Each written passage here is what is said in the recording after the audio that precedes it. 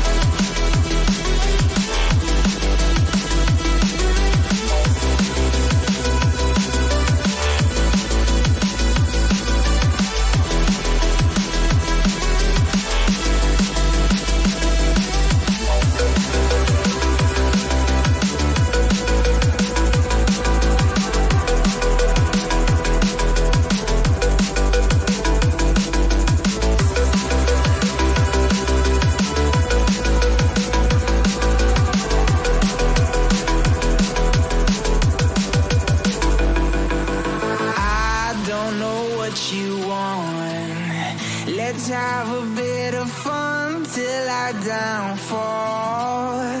My love, if you feel like I do right now, don't say you're on the run to the other side. My love, you say you wanna try, but you never do.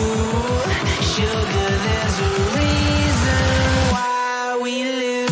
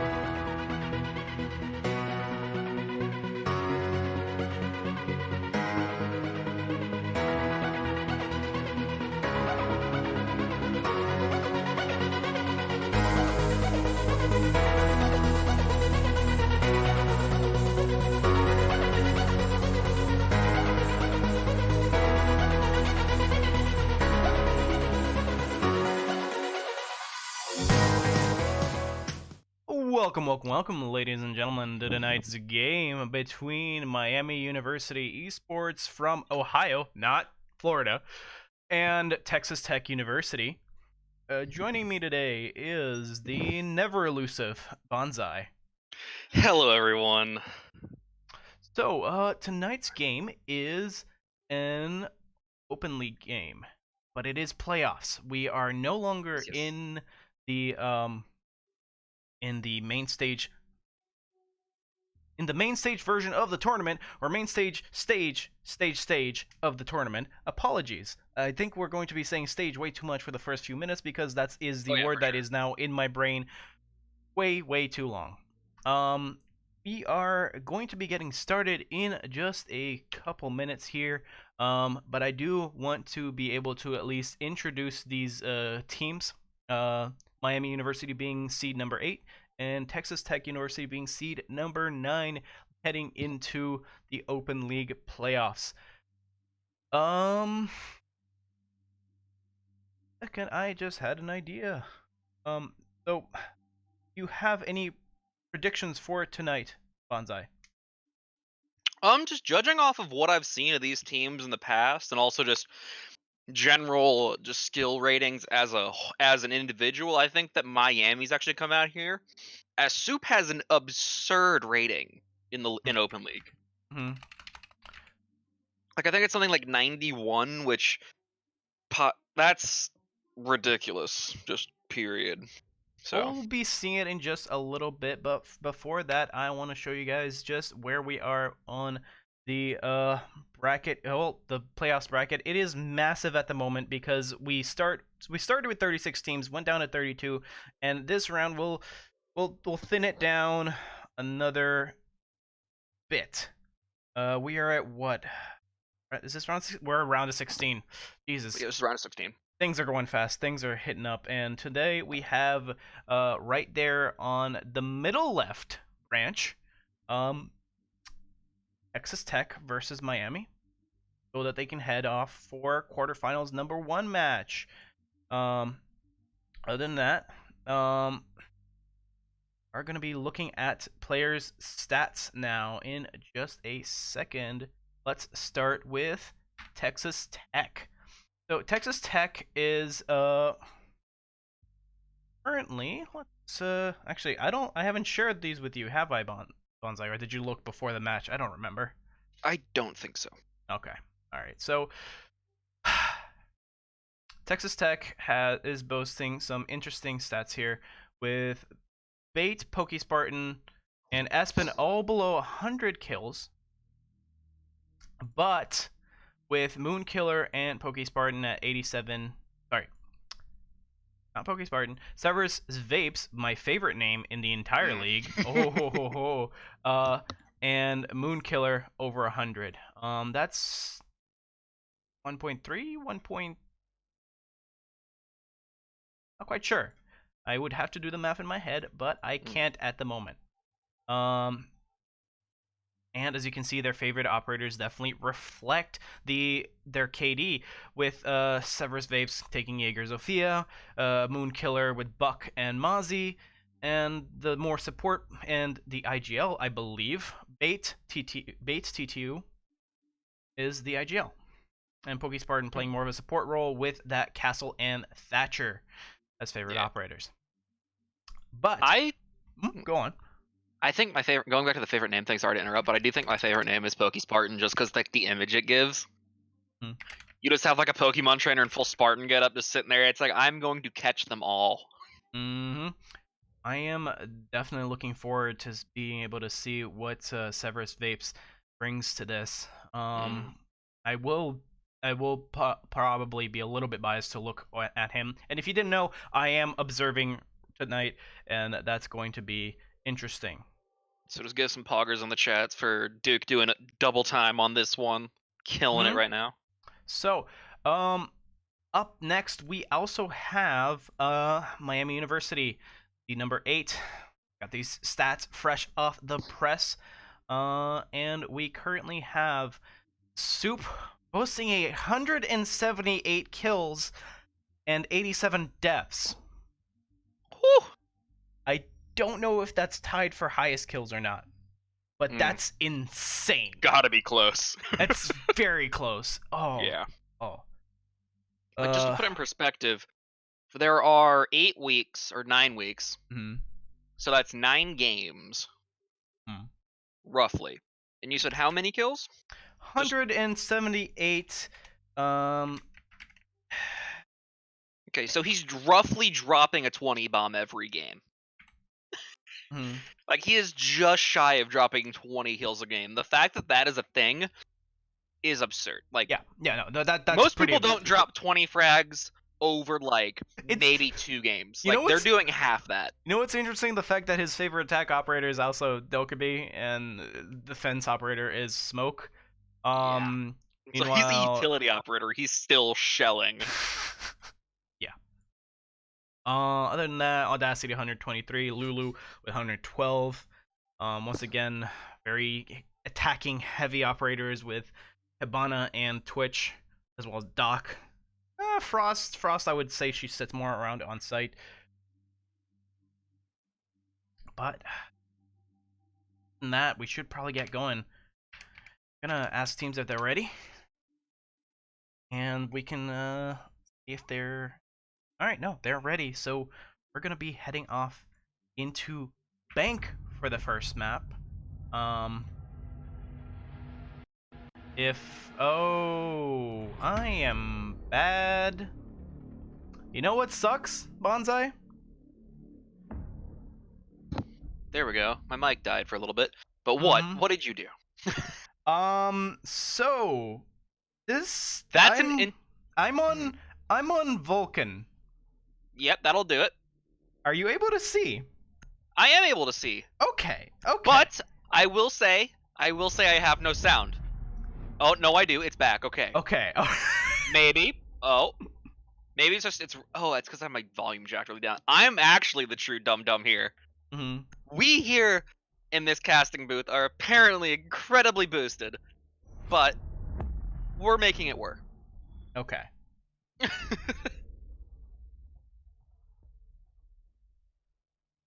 But right now, so far, we do have Thatcher and Hibana banned out, which are 2 pretty standard bans coming in for this map, as Thatcher is kind of the quintessential support, where he's kind of become, banned across the board, as people have figured out that, hey, if we ban him, there's not a lot people can do to get electrified things or muted reinforcements or anything like that.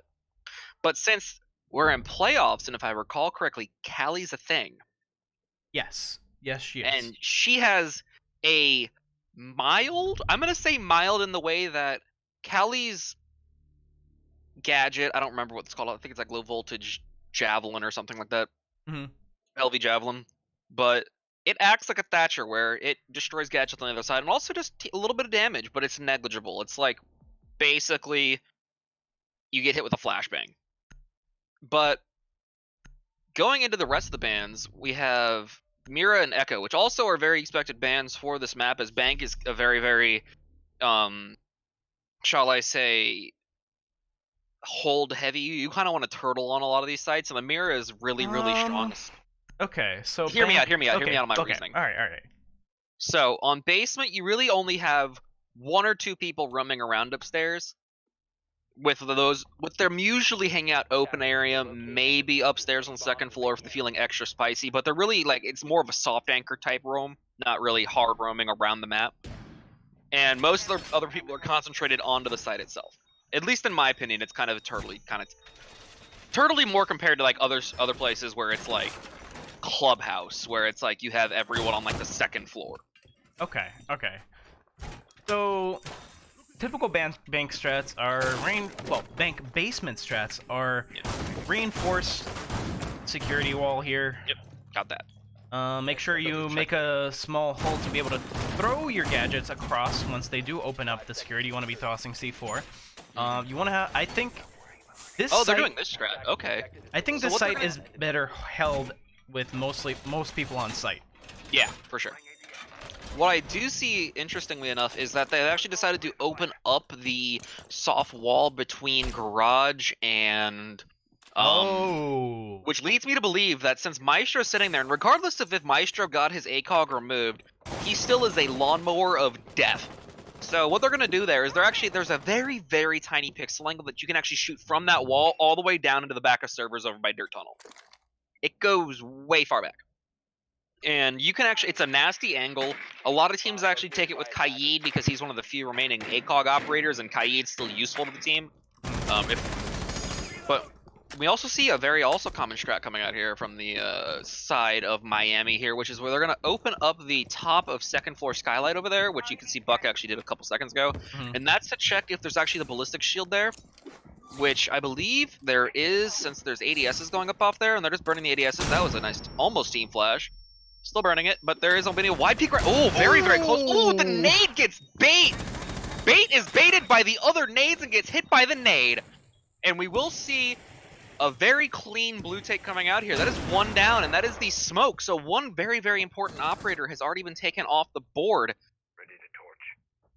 Take a look at our boy here, Severs Vapes, seeing if he can possibly get a kill on blue stairs. Does hear that hatch get opened up, but he's twitching a little bit. He's ready to peek it, but not yet. Oh, he does punch. He does shoot when he hears the punches coming out against the barbed. He needs to get a frag here to round things out, but it's 1 minute 16. Most of what he has to do here is at least waste time. They're shooting at him. They've got the angles. He can't move out of here because whoever's at the hatch will frag him out. And the last ADS is keeping him protected, but that frag, oh, he goes down. And a second frag comes in and finishes him off.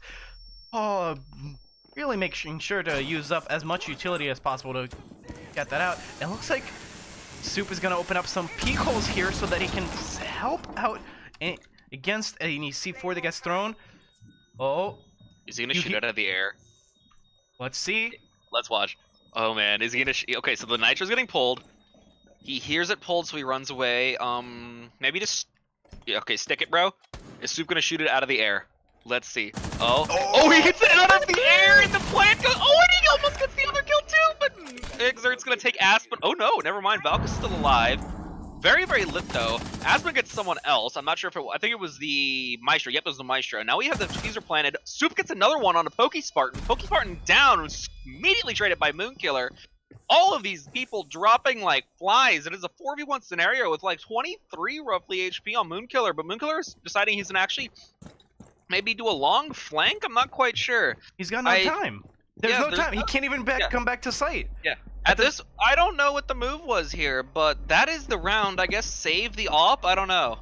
Oh, he's gonna drop hatch? No. Yep.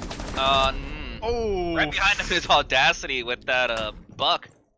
mowing him down and giving Miami that first round, and what a nade show that was. That was timed really well by Miami, collapsing all into security and just forcing through that plant. That was insane. Like we saw the very well practiced take of blue stairs, resulting all the way into just straight up total domination over security and the CCTV area. There was no stopping Miami right there. Yeah, they were on a warpath, and there is not a dang thing that Texas Tech could have done there for that. But we will see a Mozzie getting swapped out for Arcade, which leads me to believe that they're actually going to start trying to. Because I don't think there was a Arcade last round, so this is a change to what they were doing last time. And I think what they're going to do here is, since they swapped out because last round they had smoke, Pulse. They had smoke, Pulse, Valk, Maestro, Jaeger. Yeah, so it's the same thing, just they changed it up for the Pulse, which I don't know if the Pulse was just like a move where he was supposed to be the roamer or he was going to sit in gold, which a lot of times when you take Pulse on this site, he sits in gold, and it's like, okay, I see 3 people inside a server. That's normally how it goes down, but I don't think that's how it... And I think that's how they played it, but it didn't work the way they wanted, so they're opting for a more immediate benefit to the team type operator, where they're having the Electro Claws go down on the hatches to prevent or at least try to prevent the Maverick from going through the hatches. Maverick can get those hatches fairly quickly if he knows what he's doing, which how Soup took him down last round clearly shows he knows how to do it, so be curious to see if there is any effect actually coming out of those Electro Claws overall. Looks like in at the moment, while the rest are coming in through electrical. Worm's gonna go ahead and thrown towards their. It looks like the exact same strategy, almost the exact same strategy, the same setup, just with the added power of Kaid. It's very shocking how much more time that can give you, just from the fact that now you have to take some time and deal with the fact that the Kaid has done that they're. Yeah, and it's gonna get a little intense here in about a hot second, because I'm pretty sure that yep, the ADS is in there, so they know that someone might be in there. So Audacity starts prepping the nade, but I think he's all the way down at the bottom of blue, so the nade's not actually gonna reach unless he gets some sick ricochet off there, which they burned it, so he very well may not. Oh, He's very early using all these smokes, and that's a lot of utility just... Oh man, he almost got him there.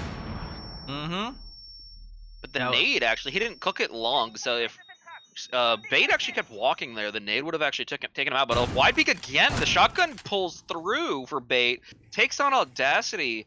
First kill on the board for the side of Bait, and Texas Tech puts him in a 5v4 situation with about a minute 30 left on the clock. Bait doesn't need to peek here, he just needs to hold. Another nade is coming out from Soup. It's a flashbang. Oh, it's a flashbang. Oh, okay. One more? Yep. That's a triple. That's a triple. We gonna have another one? Yes, we will. We have a quadra kill. Oh, we have the final piece of the puzzle. Are we gonna have the last person rush the shotgun? I'm very, very curious. We have a minute to go. We have a minute to go, and they're all pushing the shotgun. I want to see if it... Actually, is he already... No, okay. Where is he? He's sitting on hatch. So Exert, while the rest of his team is pushing blue and getting schwacked by a shotgun, he's like, I like this hatch. This hatch is going to get me a kill. But Bait's getting impatient, it looks like. So he's starting to pre-fire things. He has diffuser, so he can just sit there. He doesn't need to do anything. I think Miami is literally using this minute to discuss what went wrong there and how to kind of go at it from a fresh angle. Because, like, there's no point. You want to know what went wrong? They rushed the shotgun. There's no point. There is no point in Exert doing anything right now. If anything, this helps them because right now they have time to talk about what went wrong, what they're going to do different, and what ops they're going to bring instead. Because the Kaid probably messed things up. The shotgun on the stairs messed up. I have so many questions. That was one of those things when you're in ranked and you see that. That's one of those just reap it and weep type moments, because basically they all rushed in one at a time. If they had all gone multiples, maybe even two, just like double peek it, they could have gotten them. But instead they went in single file, and now Bait has a quad deal to his name. And that's gonna bring up the stats a little bit weird, because Bates just gonna forge ahead of his entire team, and man. it's just, look at That was that. something. That's insane. Bates getting a pat on the back from his team right now. I can guarantee you that entire round was just him sitting on blue. It's like, I got it, guys. Don't worry. It's a shotgun on blue. Yeah, it's a shotgun on blue. You're usually gonna get at least one kill. Yeah, if you're playing it right, you're gonna get kills on blue. Although, it's gonna be as the person who's played on blue, if they just start chucking every nade in the book at you, it gets significantly harder. Like, there aren't enough ADSs in the world. If they bring like 6 flashes, you're just gonna have to book it down. But that's what they did. That's what Miami did the first time. They had like 6 flashbangs, and they just chucked them down there. And I don't know why they didn't.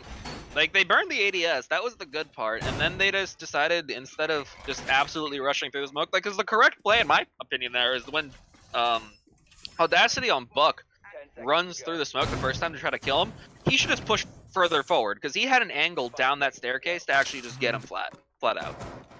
But getting back into the current round, we're about to pop into the action phase of the 3rd round of the game, where Texas Tech has decided to go take it up to CEO, and CEO is one of those sites where it gets very, very interesting to hold if you lose skylight control.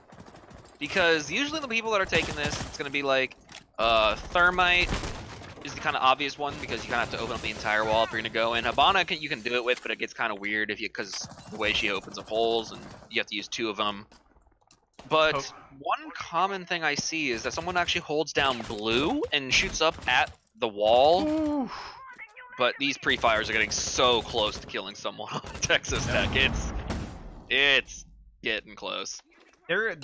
Oh, that would have gotten Moonkiller. Did you see that? The grenade that just got deleted. ADS came in clutch from in there. ADS kills grenades good. That's just what it does. Like, on an unrelated note, almost, ADS's range is so far. It's very far, but like the range is like 6 feet on it. It's something insane. Like, you could throw a nade like down the hall, and as long as it like generally sees it, it'll get it. Can we? Wait, hang on. Can we talk about the fact that the ADS is like precision German engineering, but so is like Bandit's freaking batteries? Yeah. You have like Jaeger's ADS, and it's like the most like high tech. Like, it looks like an entire team of people worked on it. And then you have Bandit's car battery, which is literally a car battery inside of a metal frame that he attaches one of the he just attaches to it. It's like, this is prime German engineering, and then he just attaches it to it. It's like, it goes zap zap. Look, the drugs took all the precision out of his brain. Cooked his brain into oblivion. Mm-hmm. It's just not worth it anymore, brother. It's we're good. We are down to like a minute now. Yeah, it's the flying. walls are open. Nobody has died. Things are gonna heat up any second now. It looks like they're actually gonna. Oh, the wall's open. Oh, there's the first kill around. Soup taking down Moonkiller on Sophia, and Eggs are quick to follow with the IQ LMG. Oh, and everyone's dropping like flies. Double kill for Soup now. This is the taking down collapse. Pokey Spartan. The collapse comes in. Thermite needs to move, so Worm can plant.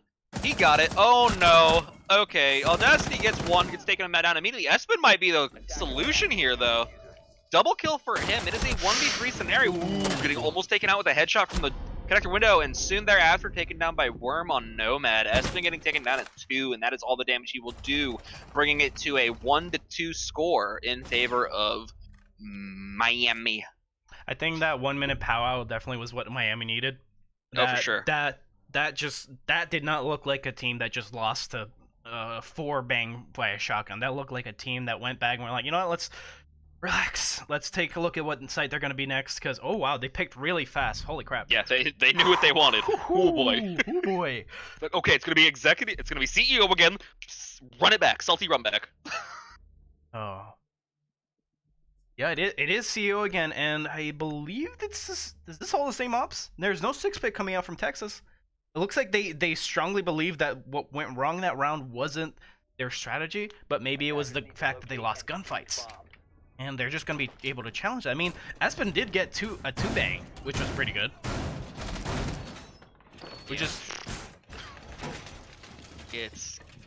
I do think that that round came down really, really close last time, which I think is why Texas Tech is taking kind of the same operators. Actually, they are taking the same operators, pardon me. So I think they are like, okay, the game plan worked, just came down, we lost our aim duels, which, when you have Soup and Exert running at you, understandable. Just a lot of awkward picks right there. Like, Maestro, or, Aspen, yeah. Yeah, Aspen took out. Aspen took it, but I was talking about the one where Mute died over elevators. That was just not knowing that. No, that was. It's a struggle right now. Espen got the kill on the person coming up from there. Espen was positioning very well, and I think most of Texas Tech just got caught off guard from where they were coming from. I don't know if they necessarily saw them, which could definitely play in a part about how fast those kills came down. Otherwise, it was just Miami just kind of jiggle peeking and crushing domes. But getting into this round, we will see two people going up towards the roof, which leads me to believe it's going to be, ooh, we already got Zofia taking down the castles. And that's one of the weaknesses of the castles. Castles are very easy to destroy if you have any kind of soft breach. Like, if you have an Ash or Zofia, it's going down very quickly. Very nice cameras coming out from Moonkiller here. C4 does go off. Here another grenade. And what did... Moonkiller's just gonna run out and get fragged out by Swoop, but not before doing a ton of damage to him. Yeah. It almost worked. Almost worked. But almost only counts on horseshoes and hand grenades, unfortunately for him. And we will see the wall actually getting... Oh, never mind, I thought... But it was actually just the top of the wall. Wall will be opening soon, though, because nothing is on the walls currently. So Lulu should be going for the wall. Oh my god. Many... Soup, please notice! Oh, Lulu's going for the wall. He has to cross. Pokey has to run away or face the wrath. Oh, maybe. Oh, he gets it! Okay, Espen takes down one. Audacity is down. That is Valkyrie... Yes, Valkyrie dead. He's going for it again. Valkyrie... Okay. Maverick, I know what I'm doing. Okay, we got a very, very blind Pokey by the wall. Wall is getting maybe opened again. Oh, he goes through. Oh, spot him! You saw him! Oh, no, Pokey gets one, but it runs out and gets immediately traded by Worm. Worm is taking him down. 3v3 right now, but Soup is very, very low right now. Oh, he sees one spamming the wall on the connector window, so they know where one is at the very least. They have no diffuser down. Ooh, right as I say that, Bait with the SMG-11 takes down Exert and gets immediately refrated by Soup. Soup is all over the place right now. We have a 2v2 situation. No, he's not all over the place. All over the place with these frags. He is killing everyone. Okay, all right, he is killing everyone. But we have Soup almost taking down another one, which almost I think was his teammates, or I don't... Oh, no. That was Severus Vapes on the roam downstairs, having to come back to try and get... Oh, unfortunate. Yeah, almost had it. But he does know that one. Ooh, almost. You're so close. Very uncomfortable. Okay, oh, it's like they're baiting us as casters with the pings. Oh, the Nomad goes off. Oh man. Soup. Is he gonna do it? Oh, Soup got him. That's a triple kill. Oh, it's so intense. Oh, 1v1. He has a chance. Come on, Severus Vapes, prove why your vape is the greatest! Oh! He's gonna have to... Oh, no. He doesn't have the Elder Jewel. He can't do it! No, he can't. Oh, it's gone. What is this? What am I watching? Oh, and Soup gets it right before the time runs out. Severus Vapes did not attend his Dark Art classes and gets taken down by Soup, giving Soup the quad kill. Soup hitting it with the Don't Watch. Unfortunately for him, Observer Eye sees all. We're getting. I love this match so much. We're getting very opportune angles right now, being able to. Like we saw the 4K with Bait, with everyone rushing a shotgun one by one. We saw the potato farm that Soup just put on for us. Oh Lord. Oh boy, that was. It happens. I love casting. Okay. I loved casting. I just want to get that out of the way. Oh, but we see a Ying coming out? I want to say I asked to observe and cast, but that's only because I have really high energy right now. I don't know why, but I think that I thought this would be a good game to cast, and sure enough, it has been. Yeah, this is wonderful. This is wonderful. Okay, let's go over the fact that this is This is Miami's pick. All right. So don't be. Don't. Also, the sides haven't flipped yet, so it might just turn around completely once Texas Tech gets a chance at attacking. I need to say those two things because a lot of the time games in Siege will literally come down to like 5-1 on a flip, and people are like, oh, it's over, and then the six run back will happen, and people will be like, well, what do you mean? This team was doing so well. Well, that's not exactly how Siege works. Asymmetrical gameplay and as much as you want it to, it doesn't work like that necessarily. Yeah. It's an asymmetrical game. So, yeah. Understanding that, you have to also understand the fact that some maps are better for one side than the other. Like, Coastline is often quoted as a good attack map. Often quoted. The reason I say often quoted is because that's arguable nowadays. Ooh. Oh, he's being very. Oh! Tricky. So close. Everybody else in Texas Tech is just holding. Once again, that blue stairs hold still existing. Yeah, Bait is doing God's work on this stair. Oh no! Oh no! Oh, rip. We get some Bible thumps in the chat for Bait there. That was just absolutely removed from the map. But on the bright side, Severus quickly takes it down Exer, bringing it back to even. So no harm, no foul. I think that if they but push... we do have... oh boy, it's getting close on that server. They need to push him out. Oh, and there it goes. Audacity takes down Severus Vapes. Did they? Nope. Hard Breach is still up. Oh, the Aspen comes out and takes some health off of Audacity. It's unfortunate, but 1 minute 16. Claymore is going down, and Texas Tech is gonna have to brace themselves for a plant. It's 4v3 at the moment. Do they have any roamers? No. I think everyone's on site, so basically looks like they're just gonna wait for the nitros, as they have 2 nitros? Yes, 2 nitros. So they have 2 chances to absolutely blow Planter off the map. Which is more than likely going to be the Nomad, which can be kind of awkward, although they do have Nomads down, so their only option right here is kind of the Plant. Oh, but Plant is going down. Someone's going to throw up. Oh, okay, shoot it out of the air. Gotta love to see it. Soup on top of shooting nitros out of the air. That has gotten his team so many plants so far. And looks like he's going to throw a nade and back up a little bit. And now the onus is on Texas Tech here. They got to somehow finish, get in there, and get the bomb defused. But time was running out for them as 25 seconds remains on the defuse. One is actually down. I think that was Soup taking him down. But they can't go to pick him up, I don't think. There's not enough time.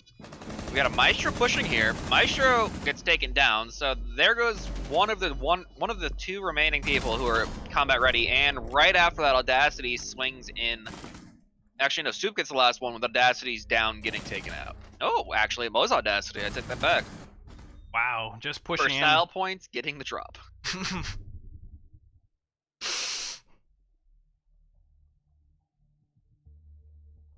Points. Sanity. No, I can't do that. Observe for shoot and talk. Yeah. Shame on you. Shame talk on me. Here instead. Just let them. If they have good nights and other things to say in chat, they'll say them themselves. Let's talk about what happened there. So basically, what happened? They pushed blue. They got server control. Yeah, they pushed blue. They got server control. This time the shotgun was not enough to allow Texas Tech to keep control of blue. And in not being able to keep control of blue, they lost server after they lost, I believe, Severus Vapes that was behind the servers using the pay to lose headgear. Did you see that? Yeah, the solar flare headgear. Yeah, it's bright as heck. I don't know why. I use that. I use that because, you know, Jaeger needs a nerf, but maybe I should take it off after the next patch. To be fair, I have the bright white mute headgear, and I use that a lot because I don't have any other skins for mute. I have the Elite Smoke. So like I have no reason to have anything but the Elite Smoke skin because Elite Smoke skin is the best skin that Smoke will ever have. But on all the other operators, like it's kind of like you're playing pick a match. Like try to figure out which one's gonna like maybe give you a competitive advantage. Which obviously from some of them, like we have band skins in CEA, but it's basically any seasonal skins. Because the seasonal skins, I don't know who makes them at Ubisoft, but like they're doing the camo job a little too well. Like East United Vigil, go run it, equip it, go on to Villa, and just stand on red stairs about halfway up. You won't see Vigil at all. I really hate that observer bug right there. For some reason, the map doesn't let you observe all the way into the back alley. It's a little frustrating, but anyway. Imagine. So as you saw there, have you heard a Maestro Evil Eye shoot this entire match? I just realized. I don't think I have. Because they are on site, and we've seen a Maestro every round. But I haven't heard it go off at all. One thing that keeps concerning me though is Soup keeps going for this hatch, and every time ever since last round, so all of once, but I keep getting concerned that he's gonna get shot through the corners because he almost got his head taken off by the guy playing Soup. They've backed off of blue entirely. Letting Miami take it. Are they planning to just do a retake? Well, it looks like it. I don't know here. There's, I guess, like what they're thinking. Look, I think is it's 4-1 right now. This is the last round of the half. There's 3 close lurking, and then there's 3 close lurking, and then 2 on site basically. Oh, everything is bright. Okay. Who is in the sad boy hole right now? It's gonna be whoever was blue, which I think was Smoke. So Bait. Bait's losing his eyesight, probably slowly but surely. Oh no, Bait's hanging out. Yeah, he's hanging out. This time he's keeping the smoke grenades for the planter. Ooh, those are a lot harder to take down in comparison to something like a C4. Oh, Moonkiller is gonna get a kill upstairs. Oh, the open area. Oh, almost gets a headshot. They are contesting. Ooh. The fact he's repeaking this is giving me so much anxiety. Yep, there he goes. Like I said, the Evil Eye so many times. Yep, Evil Eye is taking down Worm, maybe, but then again, Soup is taking kind of free damage from the smoke grenade. Yeah, but and Audacity gets another one. Pokey Spartan down. Maestro absolutely removed with a hip fire pistol whip, but Bait takes down another. Audacity 3 versus 1 now. It's all up to Bait with the SMG-11 on Smoke. A good gun. I believe in him, but at the same time, this is going to be a struggle because there's 1 blue, 1 dirt, and 1 behind servers. There's not many different ways you can go. There's 17 seconds on the bomb. It takes 7 seconds to even defuse it, so he's going to be... Oh, yeah, no, so there goes charge. And he's down. Oh boy. So that's the first half. Wait. What? That's the first half. That's it is 5-1. And so that was quick. Let's put it lightly that way. Yeah, because it was fast. People picked their ops really fast. Yep. These teams like are if this charged was a up. speed run, they would be tracking for a beat. We have 2 people on MU right now, on Miami University, that have a combined 19 frags. That is 9, 10, 14. That is 5 more than the entirety of Texas Tech. Texas Tech's highest kills is Bait. He has 6 kills, and 4 of them were from the second round. It is not going well for Texas Tech right now. What do you think they have to do to get themselves back into this? I think Texas Tech is gonna need to be very, very careful with their attack. I think they're going to need to be able to bring some sort of plan of action that doesn't give 2 rounds to Miami University, because if they lose just this first round just figuring out what Miami University's plan is to keep second floor, then that's going to cost them, and it's going to get them way too close to losing map 1. Yeah, and that's not what they want, as while this is a best of 3, You definitely don't want to be going down early on in map 1, as map 1 kind of decides the pace for the rest of the game. Siege is a very momentum-based game, and if you have kind of going down the path that this is going down, it might be a 7-1 here, and a 7-1 is not what you want to have. That is a huge toll on your mental, and it just kind of kills any kind of forward momentum you may have. And to dig yourself out of that mentally, if you don't reset well, is a huge obstacle. That's why I said that, you know, Miami University not letting that quad kill with a shotgun on blue get to them was huge, because that right there, that should have done a lot of mental damage and halted their momentum for the rest of the map, but it didn't. They let themselves have a minute to breathe. It was honestly the best thing they could have done. Ooh, boy, okay, Soup. Soup with the run out. Massive cojones. Just jumps out of the... That was one of those things where he knew he was the only one out there. That is why you don't spawn alone on bank, people. Because stuff like that. Yep. Not expecting it at all. We're gonna be going down into 1 minute 50, and the soft breacher is down. It's like they're electing to wait. Okay, no, they do have a thermite. Sorry, for a second there, the icon did not meet with what I was seeing, and here we go. The first wall is gonna open up. They are gonna get a roamer from blue to shoot up towards them. Not gonna hit anything though. They know he's there, and they're gonna need somebody to watch that. Everest Vapes is trying to push towards meeting room. Somebody's gonna come peeking around the corner. That's gonna be Soup. He's Doc. Damage doesn't really matter. So he's gonna stem right back up, bringing it back up to full health overall for Miami. And Texas Tech is in a little bit of a rough position right now, as they got under a minute left on the clock. Severance is very low on the Ash, so they're gonna have to figure out a way to actually get inside of this site, as no one has actually opened up the wall yet, I don't think. And it seems like an aim battle is just gonna be going down this hallway right here. And so far, no takers. Ooh! Espen getting a little too aggressive there. Oh my goodness! Double kill for Audacity. Pushing up. He's pushing up to the wall. Oh, it's no! It's a third! It's a triple! Do you get the crap? Oh no, he doesn't know! Oh, so close. The spam. He knows, but is he gonna go for it? Oh man, Audacity's taking down, but his teammate is there for the trade. Lulu taking down Bait. That brings it to 6-1 in match point for Miami University. This is not looking good for Texas. Not at all.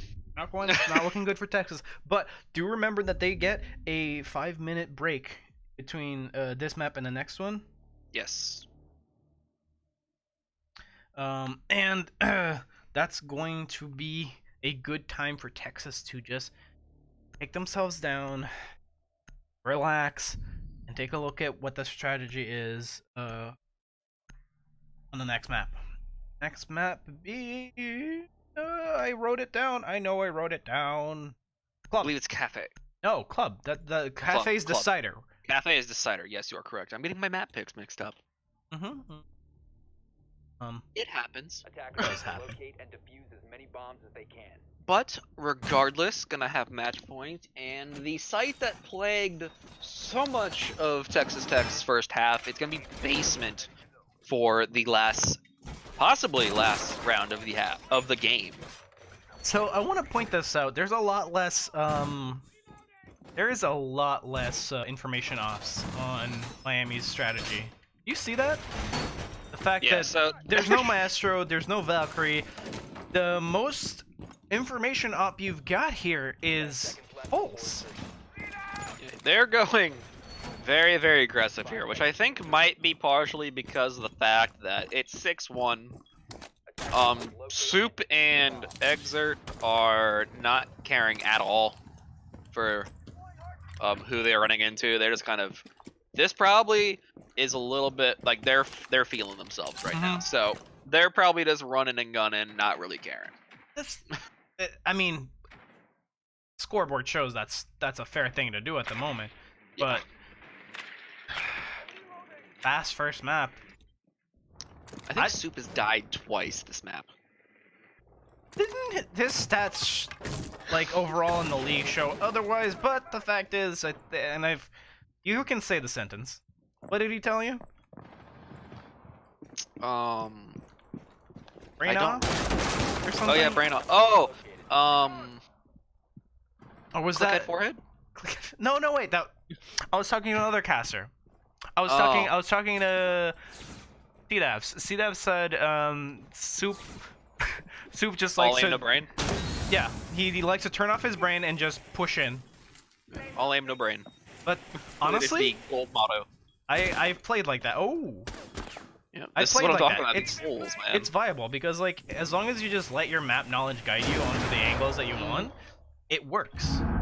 Because if you've practiced what your job is, and your job is clear the roamers, clear the obstacles, you can just brain off, do it, and be very effective at it.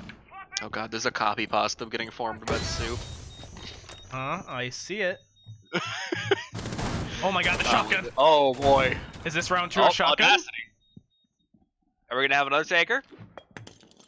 Okay, we got one nade, so not necessarily the worst. But Audacity is holding that angle. If one more person walks in front of him, it's gonna spell bad news bears for... It's the SMG-11 though, so he's gonna have to hit that headshot. But at this range, he might as well be like auto-tracked. I keep looking at the copy pastas. Stop! Just... I need to stop. Okay.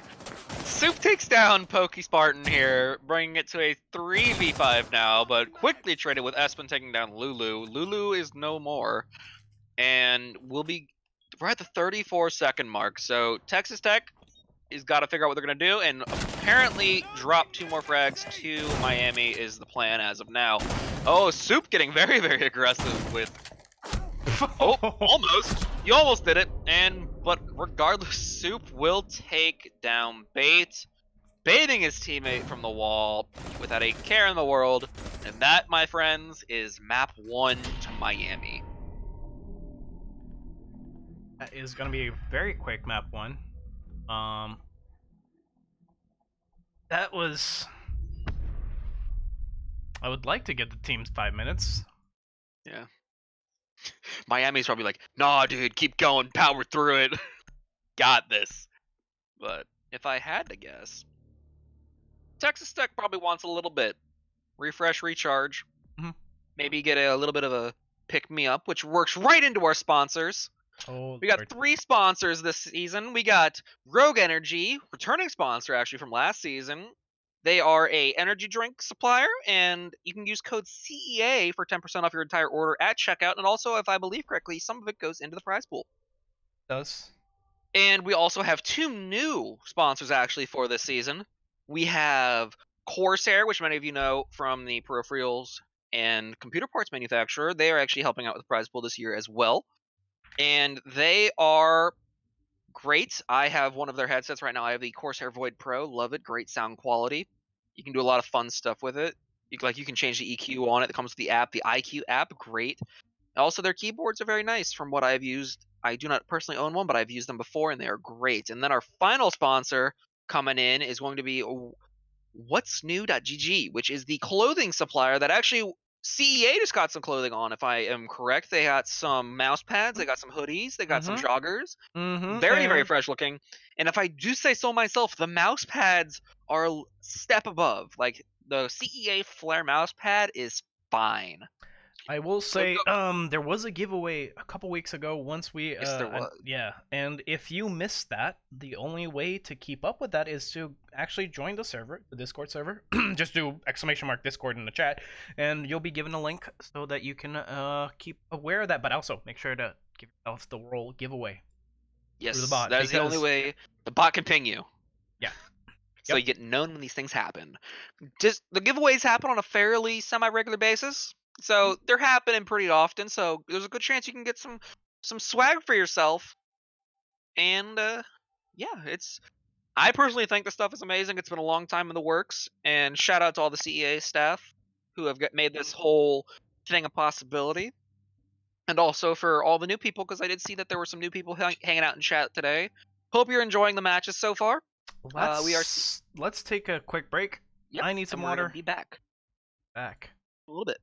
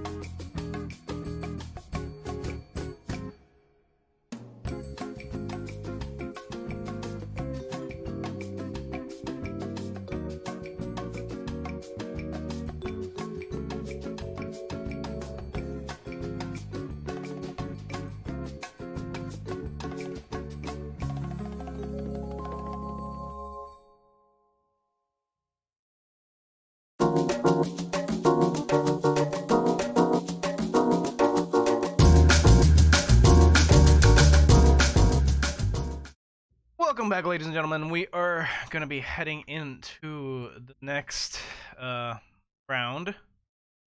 Map. Map is not a circle. No. This map is also not a circle. Well, I guess you could call it maybe a little bit of a circle clubhouse. I'm going to be asking the teams if they are ready. Freddy Lemon Getty MU says R. ETU says R. Let us check. Orange team attacking. Go. We are going. What? What? What do you want? Nothing regarding you. I looked over at my other monitor. Okay. It was someone in chat said, "Damn, this elevator music hits harder than Espen." Which. Come on. By the way, if you're wondering why we're only seeing chat like 3 minutes later, it's because there is a 3-minute delay. To preserve competitive integrity. Mm-hmm. Maverick right off the bat. Saw that one coming. A lot of the times people ban Maverick on this map because he's kind of busted. Especially when you're trying to take CC. You just Maverick out the bottom. You know why? It's a free wall. This map has the most walls on the outside where Maverick just gets a free breach. He does not care. Capital, though, might be looking for no more smokes, or maybe even trying to deny the fire arrow from back garage onto the wall. Mira, pretty standard as well. Mira... That's a ban coming out of Excess Tech this time? Oh, okay. Yeah, that's flipped. No, wait. Yeah. Yeah, that's flipped. They did not... Apparently no one wants to play Mira today. And Echo, okay, default ban. I think everyone who knows Siege even a little bit understands why no one wants to play against Echo. Mm-hmm. He has massive plant denial and can literally just sit in a corner somewhere on the map and ruin your day. Oh, yeah, he can. Texas Tech doesn't want their day to be ruined, so they're banning Echo. Makes sense. Yep. Right. Oh boy, we get to see pristine German engineering with the bandit batteries. Oh my god, it's literally like crackhead engineering, and it's just... Oh, Lord. He ripped the line right before he came up with the design. It's like, all right, I have an idea. We're gonna put a car battery inside of a metal cage, and we're gonna attach the cage to it, and we're gonna put it on a wall. That's how we're gonna deny everybody. Here's the thing. I've like looked up and down on that model, and I don't see any other circuitry other than just the battery itself. Yeah. That battery is literally attaching a car battery to a metal frame. That car battery shouldn't be able to output that much voltage to fry metal things, okay? I have an electrical engineering degree, and I can tell you right now, it is not physically possible to do that. It's souped up.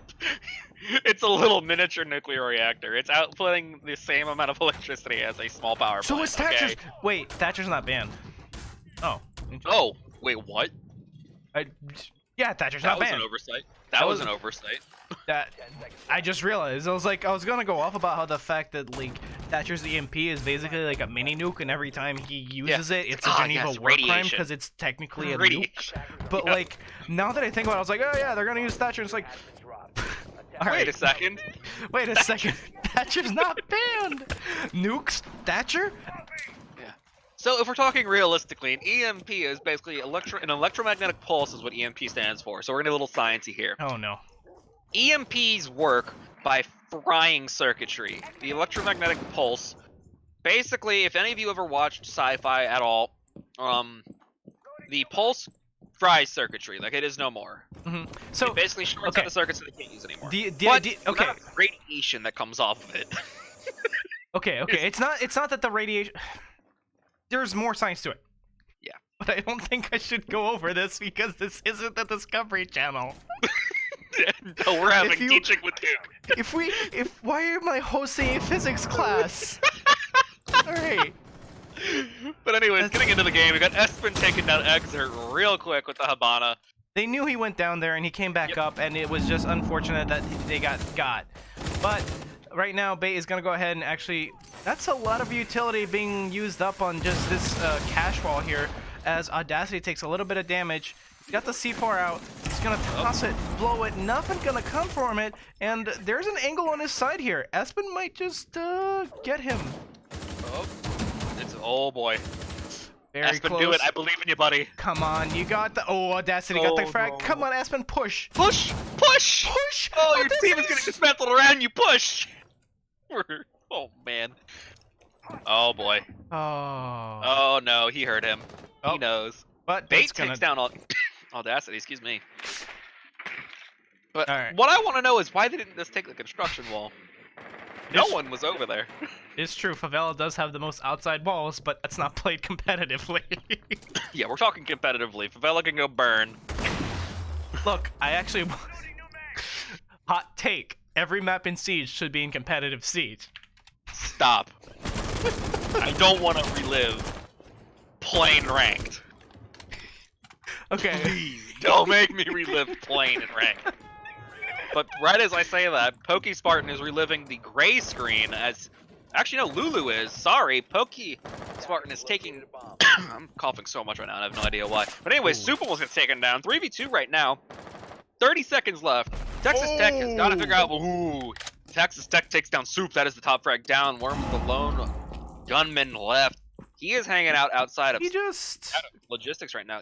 He's going to prone through here, but they got to get the plant down. Plant... Oh, right as that. Bait finishes it. Oh, boy. BM. Very BM. BM. Monka S. Ooh. It's going to be Take a very... a sip of water so I can stop coughing. Alright, back to science time with Duke. No, just kidding. Okay. Alright, I also took a drink of water, because that was... It was... Okay, let's before I go back into science time with the casters, let's go over why Texas Tech's strategy there worked. Texas Tech took the second floor very piecemeal after also taking control of the first floor, so that they could cross off the bandit roaming Audacity, I believe. Was that Audacity? Yes. No. That was it was Exert. It was Exert. Exert was was playing Jaeger last round, and he got crossed off because they very early on saw him going downstairs and then chose to keep Espen downstairs to cut him off if they needed to, and it very clearly worked. So that's already the roam gone. And then there was Audacity's work in trying to keep cash away from them. Didn't work to deny a lot of breaching there, but it did work to get rid of time. But at the same time, but as well, getting control of cash is very powerful. And I do want to take a moment to talk about Map 1, although Texas Tech did kind of get run down on. That was Miami's map pick. Yes. So it was mildly to be expected. This is Texas Tech's pick. So, one would assume that they have more practice on this map. So, as we saw last round, they know it. So they're going down. Hopefully, this means that Texas Tech can actually even it out this game, as this is their map pick, so they should have a better chance of winning. But it's gonna come down to Miami University to prove me wrong. But as this is probably one of the harder sites to attack, just based off of sight angles. But another thing to note is that Miami University pretty much has everyone on site, it looks like. I think they have one person in Jaeger on the second floor. Oh! Right at the end of the Severus Vapes coming in and smoking Exert. That was an execution. Yeah, just straight execution. He knew, and unfortunately Exert did not, and he paid the price for it. Oh, Lord. Oh, and that's another one. Pokesparting in another one. We're not almost just over the 2-minute mark, and already 2 people have dropped on the side of my... Oh, it might be a third here. Oh, boy. That was very, very close. Oh, my goodness. He is on a mission, and Lulu, not knowing where it's coming from, gets taken down, but Audacity trades back 1 onto Espen. That is... He is holding the first floor with his life, but unfortunately, he only has 1 teammate left on site. He has to find a way back to site. Plant is going down. Nitro goes out, but does not get it. Does not even do a lick of damage, unfortunately, and Worm gets taken down from above, from the rotate, and soon thereafter, Audacity gets taken down by Moonkiller with a headshot. Moonkiller coming in strong for his team there with, I believe, a triple kill. That is a triple kill indeed. Moonkiller getting the frag through the floor, and then I believe a frag through the wall towards Church, and then finally the kill on Kitchen Door. Miami got kind of got blitzed there, as they took advantage of the fact that one of them wasn't really looking at the door. Exert just going down to a penetration shot. Like that was literally through a barricade. And then after that, they just had control of sight. Well, okay, no, it took a few more seconds. It took 15, 20 seconds, and they just ended up collapsing on site. They got they got the picks they needed, and Miami didn't really have a response to that. They had maybe a counter frag upstairs from their roamer, but it wasn't enough. Yeah, and unfortunately, that means that we are now at 2 rounds in favor of Texas Tech. And with this, Texas Tech have actually doubled. Tripled. 1, 2, 3 with the 2 now. Well, so they've... I say doubled in all time. I was going to say doubled in the fact of they had 1 last time. They have now doubled their all-time best for this match. Oh, come on. That's just mean. That's just mean. That is just mean. Not. I apologize if it's being interpreted as mean. I am stating facts. Oh my god. But on a serious note, this map is looking way better for Texas Tech. A lot of their executions are coming in way cleaner than last time. With Severus Snapes is absolutely executing, and Severus Snapes killing it. I cannot overstate this. This man is being filthy this map. It's just popping off. That brings his kill total to, well, only 2. Okay, no, it's, the entire team is popping off. Yeah, it's everyone. Unfortunately, I believe on the side of Miami, I think all of their kills are collapsed onto one person, and I believe Soup, who just died. So that is true. But Exert might be catching some bullets here in a hot second. Exert is this time very, very careful not to get shot from Secret. He's like, I am not falling for it again. Not again. Not again. But the dirt wall, or dirt reinforcement, will actually get popped by Zofia of Severus. Severus is probably going to look to actually entry here pretty soon once his team catches up to him. Lulu throwing some nades out there does actually get the trick off on the Habana pellets, so that's 1 set of Habana pellets down, but I don't think he does not have any more impacts. So that's going to be the hatch for Texas Tech. Oh. Or not. That's unfortunate, but the nade does come down. Very, very unfortunate, as I do believe that was the last Habana pellets for S-Pin. So now they're going to have to find a different way into the site. Yep, that is no more pellets, which means that Lulu has done his job and can now hang out. Audacity waiting for them to... Oh, okay. Alright. We have a very drunk Exert right now, who just got hit with a Zofia concussive grenade from down in dirt. With about a minute left, probably going to look to push in here very soon. He did see the Legion Goon Mind. Oh, boy! Very close. That was... Almost got scalped there. The hairs off of Boyo's head came off right there, and Moonkill is going to be pushing down and going to be able to take down Audacity. Trying to possibly push down Blue. Will this be a Blue collapse? Let's take a look at where they're positioned, and this is going to look like a mostly Blue collapse with assistance from the Secret. Ooh, Severus coming in on Exert again, so that's now a 4v2 scenario. 4v1, pardon me, as Lulu gets taken down. Oh, Lulu is, pardon me, Lulu is the last one alive. 1v2, this is definitely doable if he takes out this last person in blue, and he does. It's a 1v1 right now. Can he pull up the quad clutch? 9 seconds left. Aspen is the only one left. Has to push. But all Lulu has to do is hide. He has to push. He knows where he is. Oh, and we'll get the clutch out of it with Lulu getting the quad kill to give Miami their first round. That was a nasty little peek there, taking down the last, what was that, Nomad? Habana. Habana. Oh, it's the skin. The skin makes me think it's Nomad.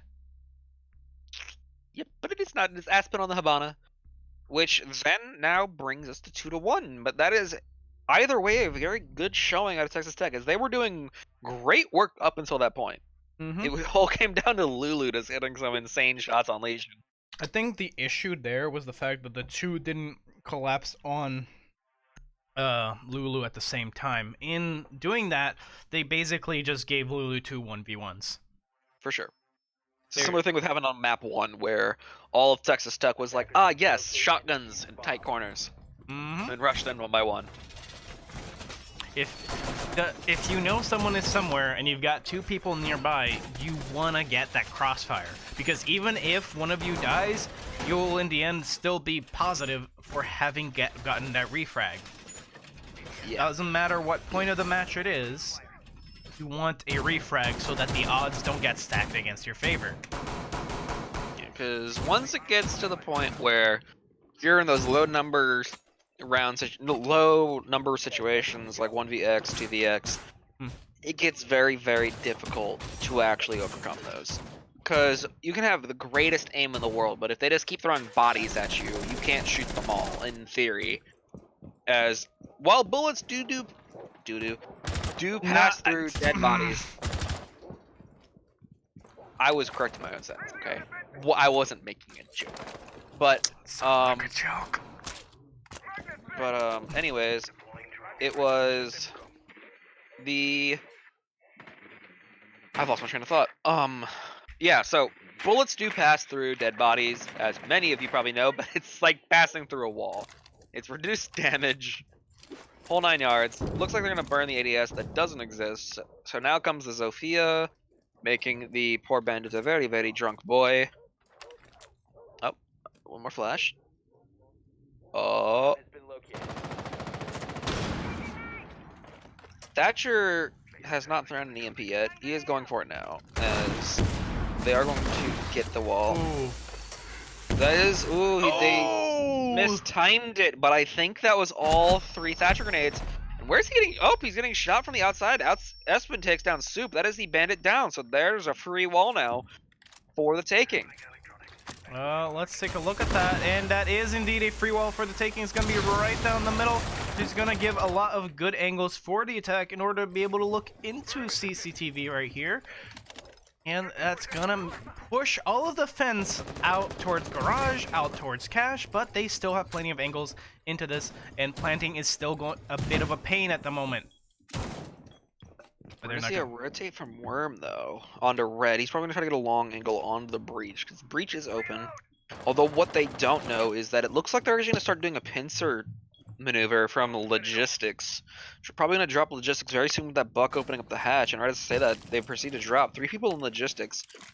Gonna drone, and it's gonna be more than likely just a walk in into cash if they can get the nades off.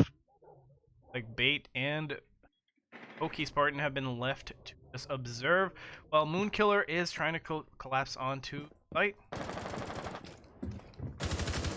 And Severus is going to find the first kill here with Exert going down. Peeking, it's 40 seconds left. Oh, they don't need to peek, but Lulu did peek a little bit. You know what they're doing. Before it goes off, drone gets destroyed. Oh, the shot goes off, and Severus Vapes is down. Yet another 50 health. Yeah, and it's getting very, very tense here. 20 seconds remain on the clock, so Texas Tech's gonna have to move in here pretty soon.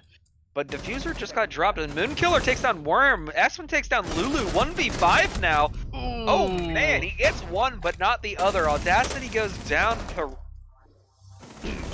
Bait on Thermite, giving Texas Tech another round, and I believe that is now 3-1. What did I say at the beginning of this round? Put 2 bodies on a crossfire to take somebody down.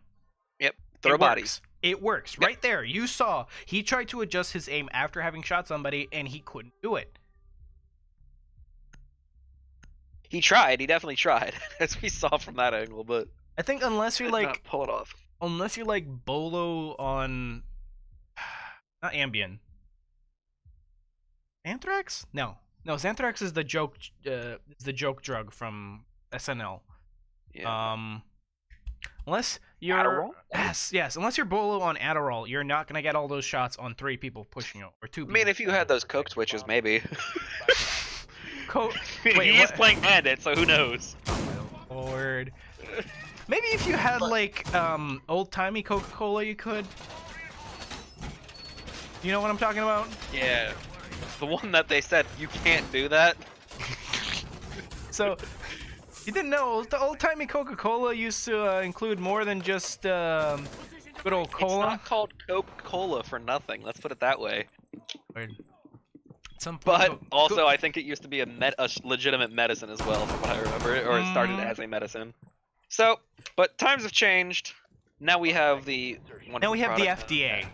Who says Now we have no. the FDA, along with many other health improvements to the standard of living, and now we also have round 5. You know that I'm where- terrified of them, right? What, standard of living? No, Or FDA? the FDA. Or FDA. Are you kidding me? Ah, Like I do this. Nuclear looks like he's down though. Oh, Did I think he just fell. Yeah, he fell. Wait, no, Oh, hang that's on. unfortunate. Nope, definitely fell. Like, I have an actual other job for a living, and for that job I am terrified of the FDA. That is the entire story here. But we will have Moonkiller getting rezzed here. His sins have been forgiven, but only 20 HP worth of forgiveness. As Pokey's just in garage, and there is no resistance whatsoever. So he's just gonna make his way through the site. Worm looks like he's gonna have a little bit of an inkling. Maybe start rotating over, but so far, only damage has been through Moon, maybe lagging off the roof, who knows. Moon at the angle, I won't assume. Soup is gonna get some And shots off on Aspen. Aspen. Yeah, that's gonna be the roamer just trying to take him down, but Soup did not end up getting enough damage to take him down. He's gonna be rotating back over though, trying to figure out where they can hear somebody pushing. He wants the nitro. He does. Yeah, he's gonna go into stock. He wants it. Espen watching stock though, so he has to. Oh boy. Oh boy. Lulu is down at the moment. It's all going down. Pokespartan takes down Lulu.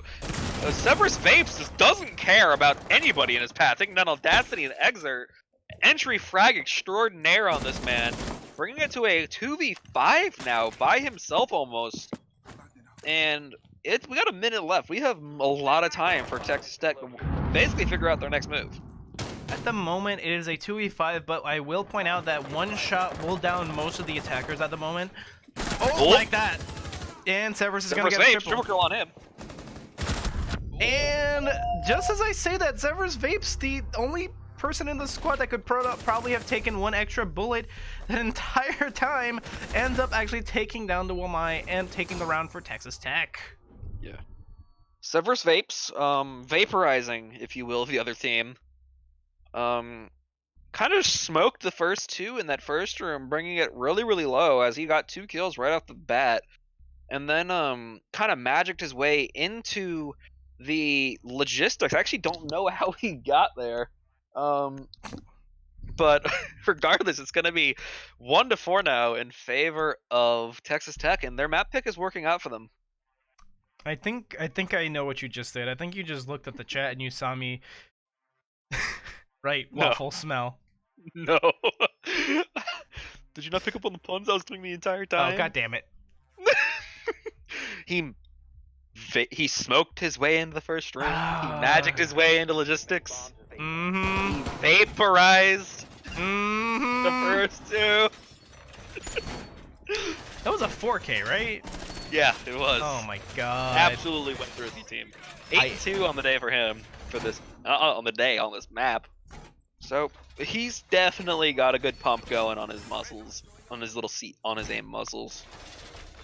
It's it will say return to cash as CEA rules dictate. It is a 2-round rotation before you can revisit a site, and they have achieved that. Is this? This is very.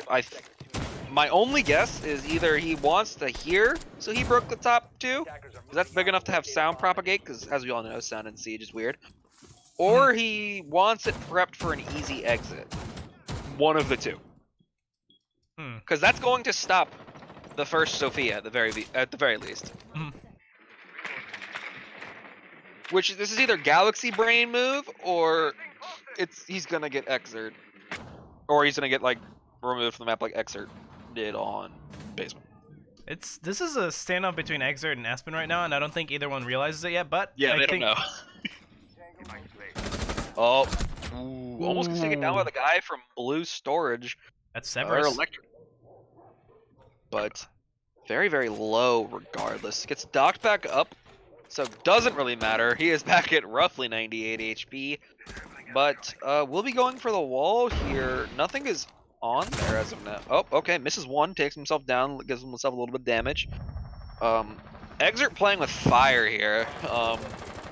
Wall is open because of the efforts of Severus Vapes, and he's gonna exit blue shelf right there and possibly go elsewhere to get a better angle. Meanwhile, Espen is downstairs trying to see if he can cross off any roamers again.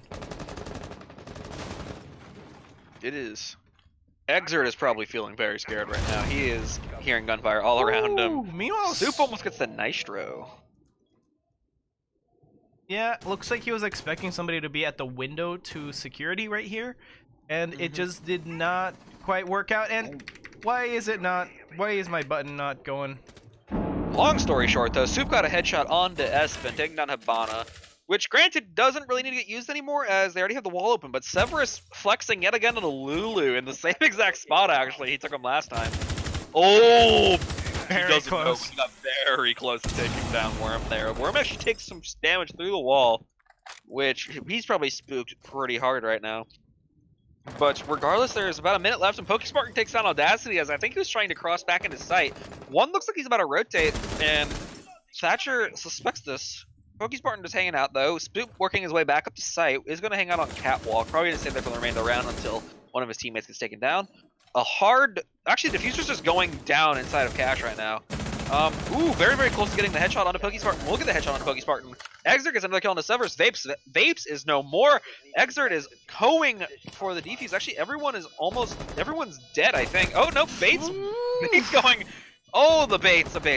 Bates getting another one.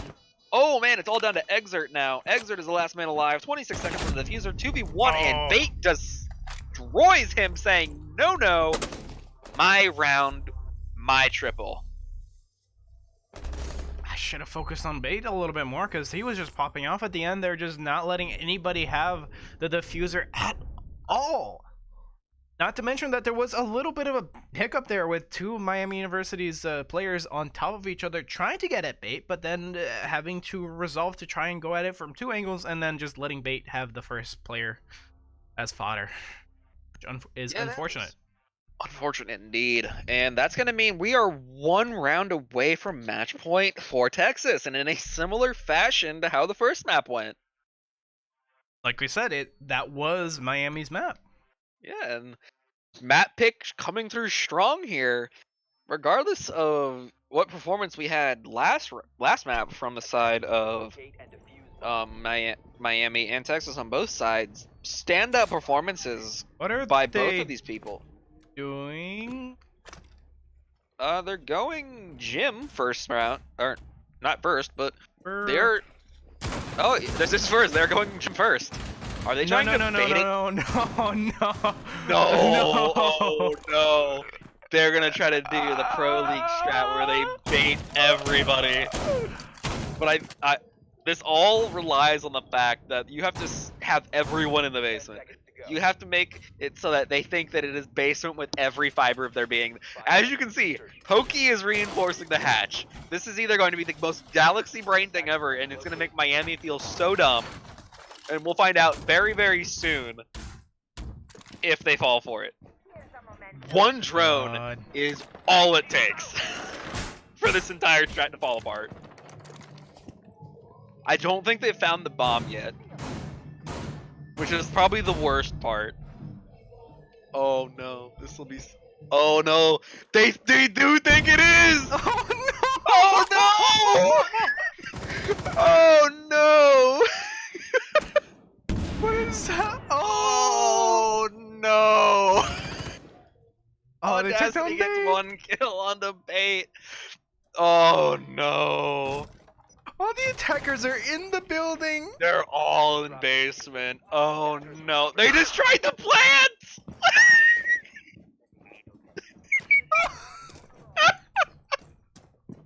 Oh, so unfortunate. Oh no, oh boy. Well, they pulled the strat off. He still doesn't know because mute's jammed. Oh It's a whole minute and 20 seconds wasted. Oh my god. He has the iron sights on the Roni. Okay, the iron sights on the Roni are actually really good. I agree. They're good, but oh. Well, this round is something else. What he doesn't know is that it's actually he does know he's getting tracked. What am I saying? But what he doesn't know is that Jackal's actually right on that door. If he moves any further, his life could be forfeit.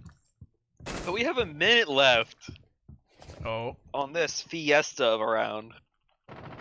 And Pokey's part getting hit with a little bit of damage, but he's still holding strong. Flashbangs are coming. Ooh, never mind. The pre-fire. Just through the wall.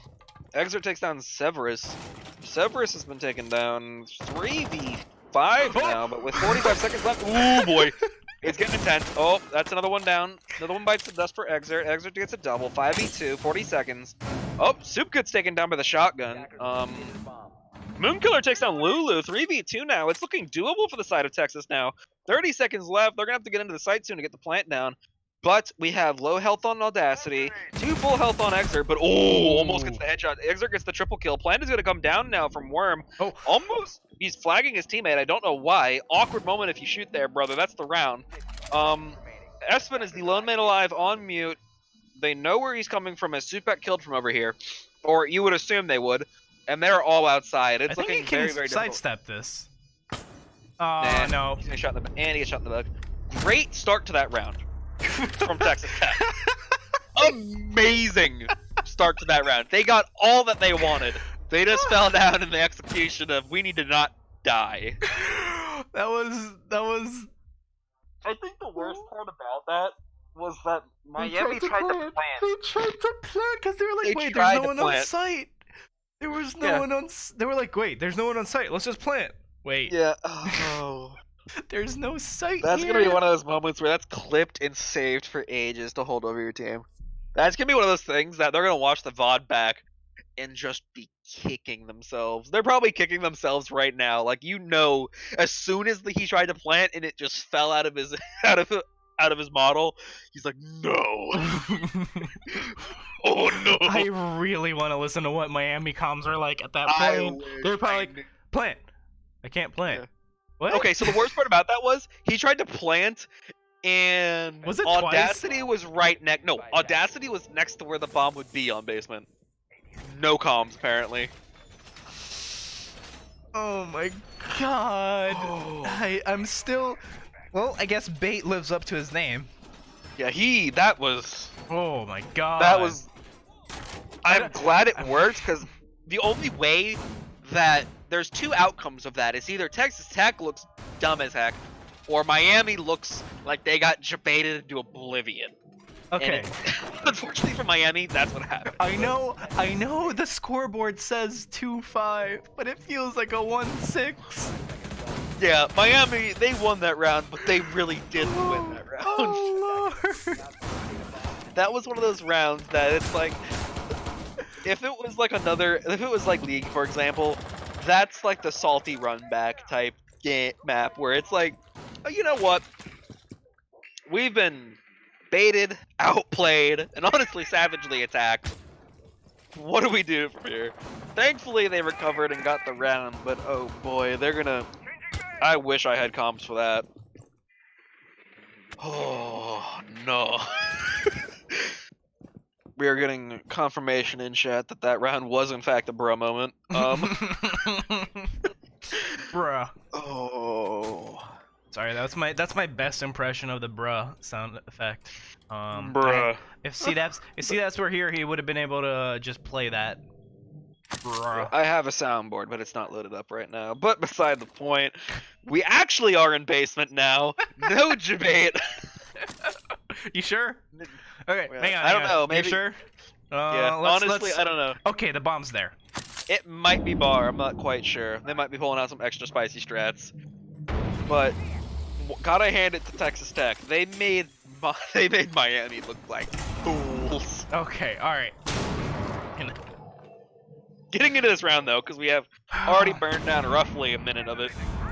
Minute and a half. Pokey Spartan actually gets A Nitro onto Lulu. That is the Thermite down, so that is putting a large dampen on what Miami wants to do here. We'll get the hatch still, because they do have Audacity on Hibana, so not a total loss, but that actually is an insane angle. That looks right into Freezer. So right as Lulu came in, he got Nitroed, which I don't know if it was pre-placed or thrown, but now he has a nice angle for anyone who comes through, but might have a little bit of issue with the dead body there. Jaeger tricking, misses it. It didn't work. He definitely tried.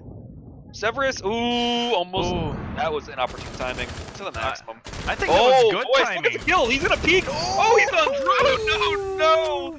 2v5 now. Worm gets takes down Moonkiller. So we're back down into a 2v4, but that is sad moment. Smoke's starting to come out. We got 40 seconds left on the clock with Worm and Audacity and Thatcher and Thatcher and Hibana going down. Ooh. Bullet hole setup coming in out of Severus, but what you don't know is that it does seem like there is the flank of the century, but never mind. Asper takes down Audacity. One man left. Oh, the Worm falls to the same place. Actually, almost gets this 180 kill. If he'd gotten it, that would have been actually insane. But does go down to Espen, and that will be 6-2 now. 2 guns versus 1 gun. 2 gun, 90% of the time win. Why is strength in numbers. Why cast many word when few word work good? Apes together strong. Oh Lord. Oh. Yeah. But so these last 2 rounds are probably just be Miami trying to figure out what to do with themselves. There's probably a little bit of mental break going after that bait of a round. I don't know what other way to put it other than just baited and outplayed. But can I just point out the fact that if Severus Vapes had not hit S for even a second while holding blue there, he would have gotten docked by Exert pushing in. Yep. From what's that area called? Oil Pit. From Oil Pit. Yeah, Pit. From Pit. That was 1 more millisecond. 1 more millisecond. Severus Vapes would have died to Exert. Yep. I think the worst part about that was they knew that Severus was behind that generator, sent 3 people after him, and none of them got him. Was it 3? It was either 2 or 3. Either way, he was basically fighting us on little 1vx. Oh my. I don't know if they had another one coming down from Blue Storage, but either way, ooh, very, very interesting vertical play coming out here. I think that might be to watch anyone trying to do the nitros from below, but it's a very, very ballsy position as the window is right there. So we'll see how much use they get out of that. But this is match point for Texas Tech, which this is definitely one of those situations where Texas Tech wants to finish this out as soon as possible, as this would put them in a 1-1 match score, which would be amazing for them, as that would bring it to not them losing, just for starters, but also Cafe as the final map. And Cafe, I with that being the decider match, I do believe that each team does have a little bit of a good So here's the thing. Right now, as per CEA rules, on the decider map, once you go to it, you get to pick sides based on whether or not Severus Space takes off the head of Soup, and that's gonna be not so much soup anymore, but just broth. Yeah. You had all the good stuff. Now it's just the sad, watery remains. So, as per CA rules, Miami University has 2 rounds as opposed to the 1 round that Texas had on the first map, which means that Miami, as of this point forward, even if they lose this map, will have choice of sides for decider. Huge on Cafe. It will. I cannot emphasize that enough. Huge. Defense on Cafe, way easier than attack. Winning the bait round was enough to get Miami a decisive advantage for Cafe. Yeah. If Texas Tech wins that, completely different story. Espen takes down Exert, though. It's looking like a done deal right now, unless Miami pulls out some magic here. But, very close. Oh, never mind. Pokey Spartan does what Espen could not inch down Audacity, and we'll get a double kill. That's Diffuser down 1v5, and we're not even past the 1 minute mark, and Espen finishes it. I think that Miami might want them to just finish that. Because they realize that they have side pick. This is pretty much a done deal for them. Or it's just that round tilted them so hard. But nope, they knew, so that was quick. Sam? At Sam? How dare. Fudge, How dare you? RSL. Yeah, it's fine. He alone. It's fine. I know Soup's pretty good friends with Sam from Saracel. Just a second. I'm gonna be giving them a 5-minute break. As we probably need one too, because our throats are probably on fire. Mine is at the very least. A lot of action. Alright, I'm gonna be taking us into intermission and we'll be right back. See y'all then.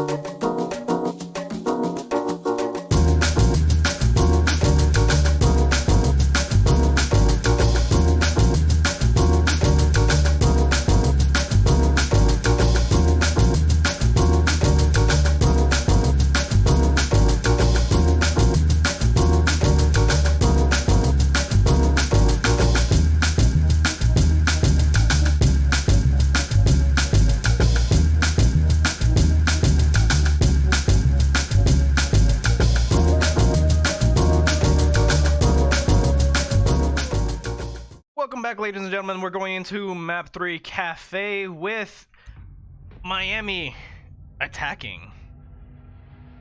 Sorry. No, Miami defending. Miami defending. Miami defending. You can do it, I believe. Oh. No, my brain went no. Oh my god. Good luck, have fun, part 3. Good luck, have fun. Part 3. Good luck, have fun, uwu. We are officially past Valve's ability to release games. Going into map 3. Oh god. Do you count Half-Life Alex as Half-Life 3? I know one YouTuber that does. I don't. I think that it is very far removed from what is wait, Thermite. Okay, yeah, Thermite makes sense. Yeah, Thermite. That definitely makes sense. Also, speaking of Half-Life Alex, this is totally not a sponsored plug or anything, but if you buy anything, like either the headset or the controllers from the Steam Index, you get Half-Life Alex for free. Oh yeah, don't you also get? Oh, if you pre-ordered, I think you got like CS:GO Alex gloves. Yeah. Thing. Yeah. Which I don't play CS anymore. I quit that for Siege, which right now I'm feeling that was a mistake, but Call an Echo. Yep, I'm feeling the Echo. They banned Mira. They're gonna ban the Echo. Goodbye. Gonna be an Echo. Gonna be the Echo. Ah, banning the Echo, feeling a little spicy there, aren't we? Yeah, really going out of our default ban patterns here. But what's the Squidward meme? Ah, feeling adventurous today, aren't we? Yeah. Feeling adventurous today, are we? I think I like to oh.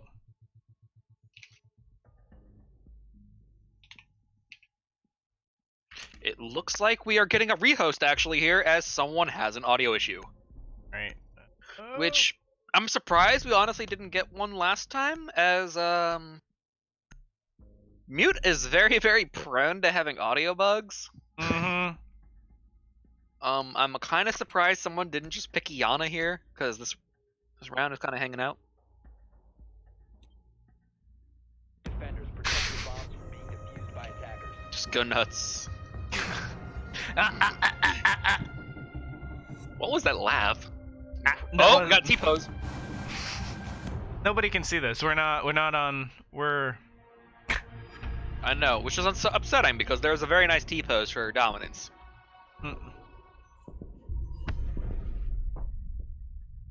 Easy. I do not like Cheesy Mozzie. I don't either. He's really hard to see despite being bright. I get smoked by Cheesy Mozzie constantly in ranked, and I hate it. Because it's like, you'd think, bright red, bright yellow, easy colors to see. No, it blends in with everything. Mm-hmm. Alright, now I gotta input all the set. Oh, thank God we haven't had any rounds. Yeah, we just started. Don't worry.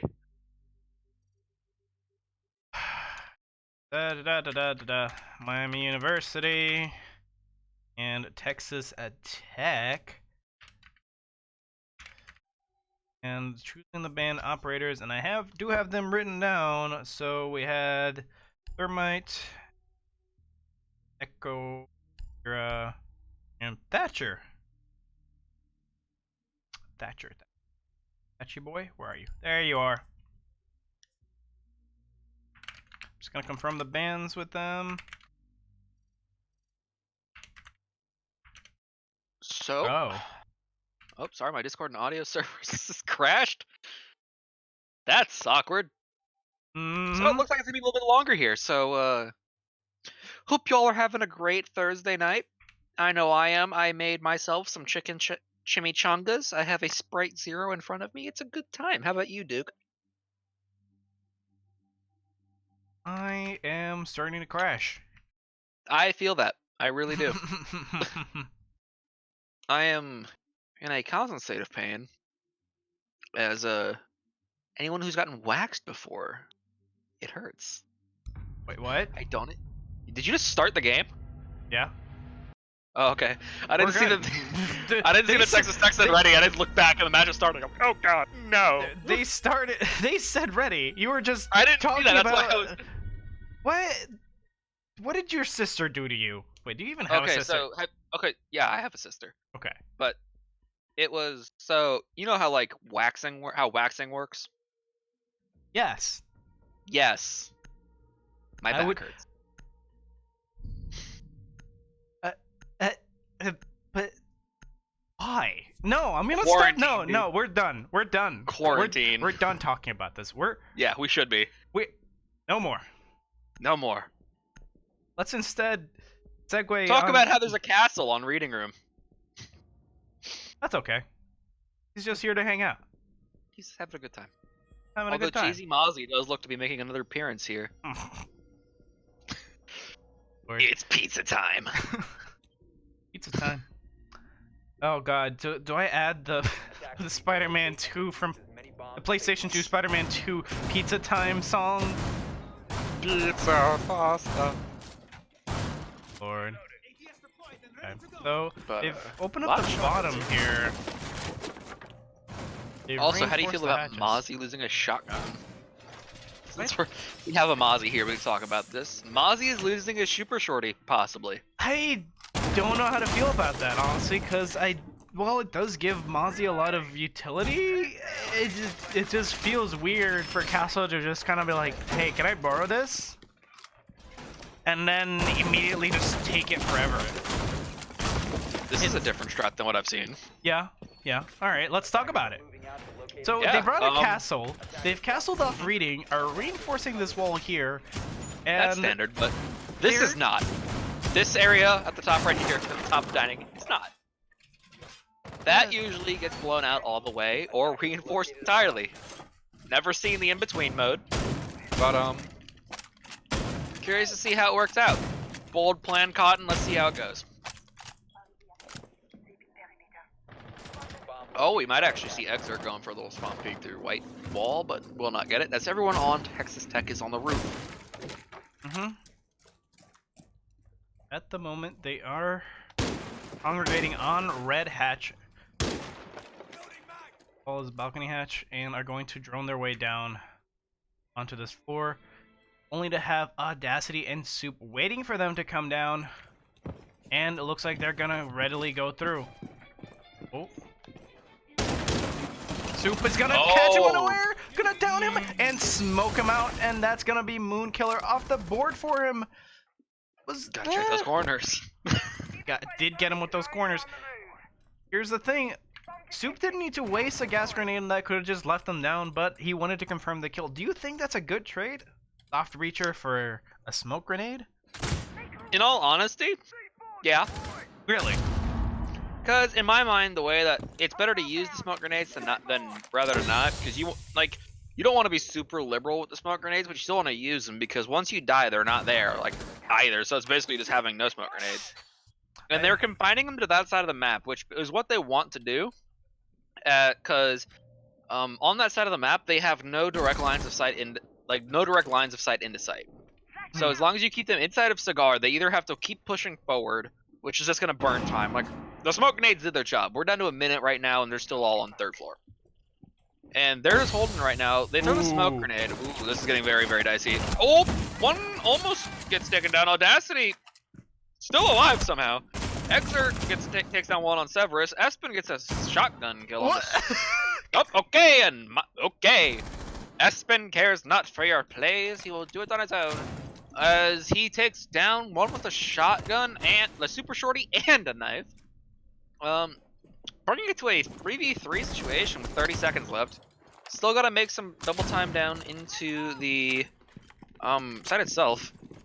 But it's gonna get a little awkward for them as 20 seconds left.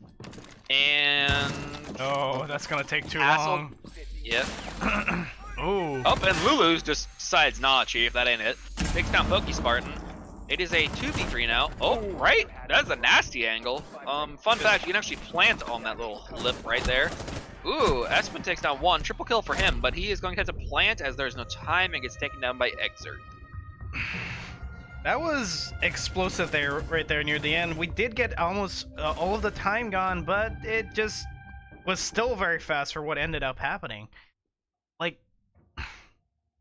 the hold upstairs by Soup and it wasn't Worm, it was Exert playing Oh, it was. No, sorry. It was Soup and Audacity. Soup and Audacity were upstairs. This confuses me because like it's not consistent. The 5 players that get shown on the sides to the order that they're in this screen too. So that messes up my memory at times. Mm-hmm. I wish they would, make those consistent for observers, but who knows what's in the spaghetti. Anyways, Soup and Audacity wasted a ton of time on third floor, using up all that utility just to keep them from being able to push until the last 30 seconds. Very, very powerful. They just did not give an inch at all of the third floor unless they had died. Which just, one of them wasn't. One of those deaths was interesting. I'm gonna say. Dying inside of smoke to melee after you've been super shortied. Adding insult to injury that, I actually don't know. How would you rate the super shorty? I think it's kind of busted. Mm-hmm. I think it's strong. It has strong destructibility against walls. And also, it's just a high damage shotgun in general, so if you're close range with it, it kind of just rips through people. Mm-hmm. Alright, hang on, we got a question. Would I rather take away Buck's nades or add a 1.4 times scope to Catcran's power drill, or give Rook the 2-shot headshot buff? Why would you need a scope on Capcan's power drill? So that you can put in the screws better. But for what reason? I'd take Rook buff there either way. I literally just told you why. There is no manual putting the screws in. Well, it's the new minigame coming out next patch. Really? No, of course not. Dude, you're baiting me. It's like 10 o'clock on the East Coast. Give me some. I'm being baited. I came here to have a good time, and honestly, I'm just feeling so attacked right now. But also, the person who's feeling attacked right now is Soup, as he gets taken down by Severus Snape. Or Severus Vape, sorry. The vaping, third twice-removed cousin of Severus Snape. Ooh, almost takes off a head on Red Hash there. Would have evened things out, but was not meant to be. And Moonkiller just, the nade. Mm-hmm. You ever see We're back on this game. You ever see that meme, SpongeBob frickin' dies, where it's just like Caramel dancing playing, and right now we've got Goyle face down. It's kind of reminding me of that meme right now. Goyle frickin' dies. Yeah. Sitting there all around me, or I really just want somebody to just like edit the Goyle on the floor and just like slowly zoom in as that song plays. Yeah, and hard destruction coming in. Not hard destruction in the hard breach kind of way. Actually, both now, as Habana joins in on the destruction party, getting into bathroom. He's got to take a potty break. We're down to a minute. And Texas Tech at the moment is trying to push in, does take control of bathroom. Not that it helps very much, as this wall is also... No, this wall is actually unreinforced, but they've got one Hibana charge left, and that's going to be the last utility that they need to use in order to get into sight. But for now, it's either that or going through default paths, which is what's going to happen here as Severus Vapes gets cut down by Lulu. Lulu does meet up with the Buck. Moonkiller does not take him down, but Severus Vapes has gone down. Bogey's has gone down. Espen goes down to Worm, and from behind, Bait takes down Lulu. It is down to just Worm on site versus 2, but it looks good as long as he does not peek. If he does not peek, we'll be fine. Wait, Moonkiller, does he have the fuser? He does have the fuser. Oh no, that timing! He looked away right as Bait went. Oh no, this is so bad. Oh, but he gets one. There's a triple kill for him, but Moonkiller ran away. The diffuser is implanted, but oh, this is so bad. Low health on both sides. 1v1 scenario, but Moonkiller has the angle, and he does get it. What the Round 2 to Texas Tech. Oh, we got downed. That's actually insane because Buck had less health than Maestro. Oh my god. That's gonna make it 1-1. This looks like it's going to be a contested map. It's anyone's game right now.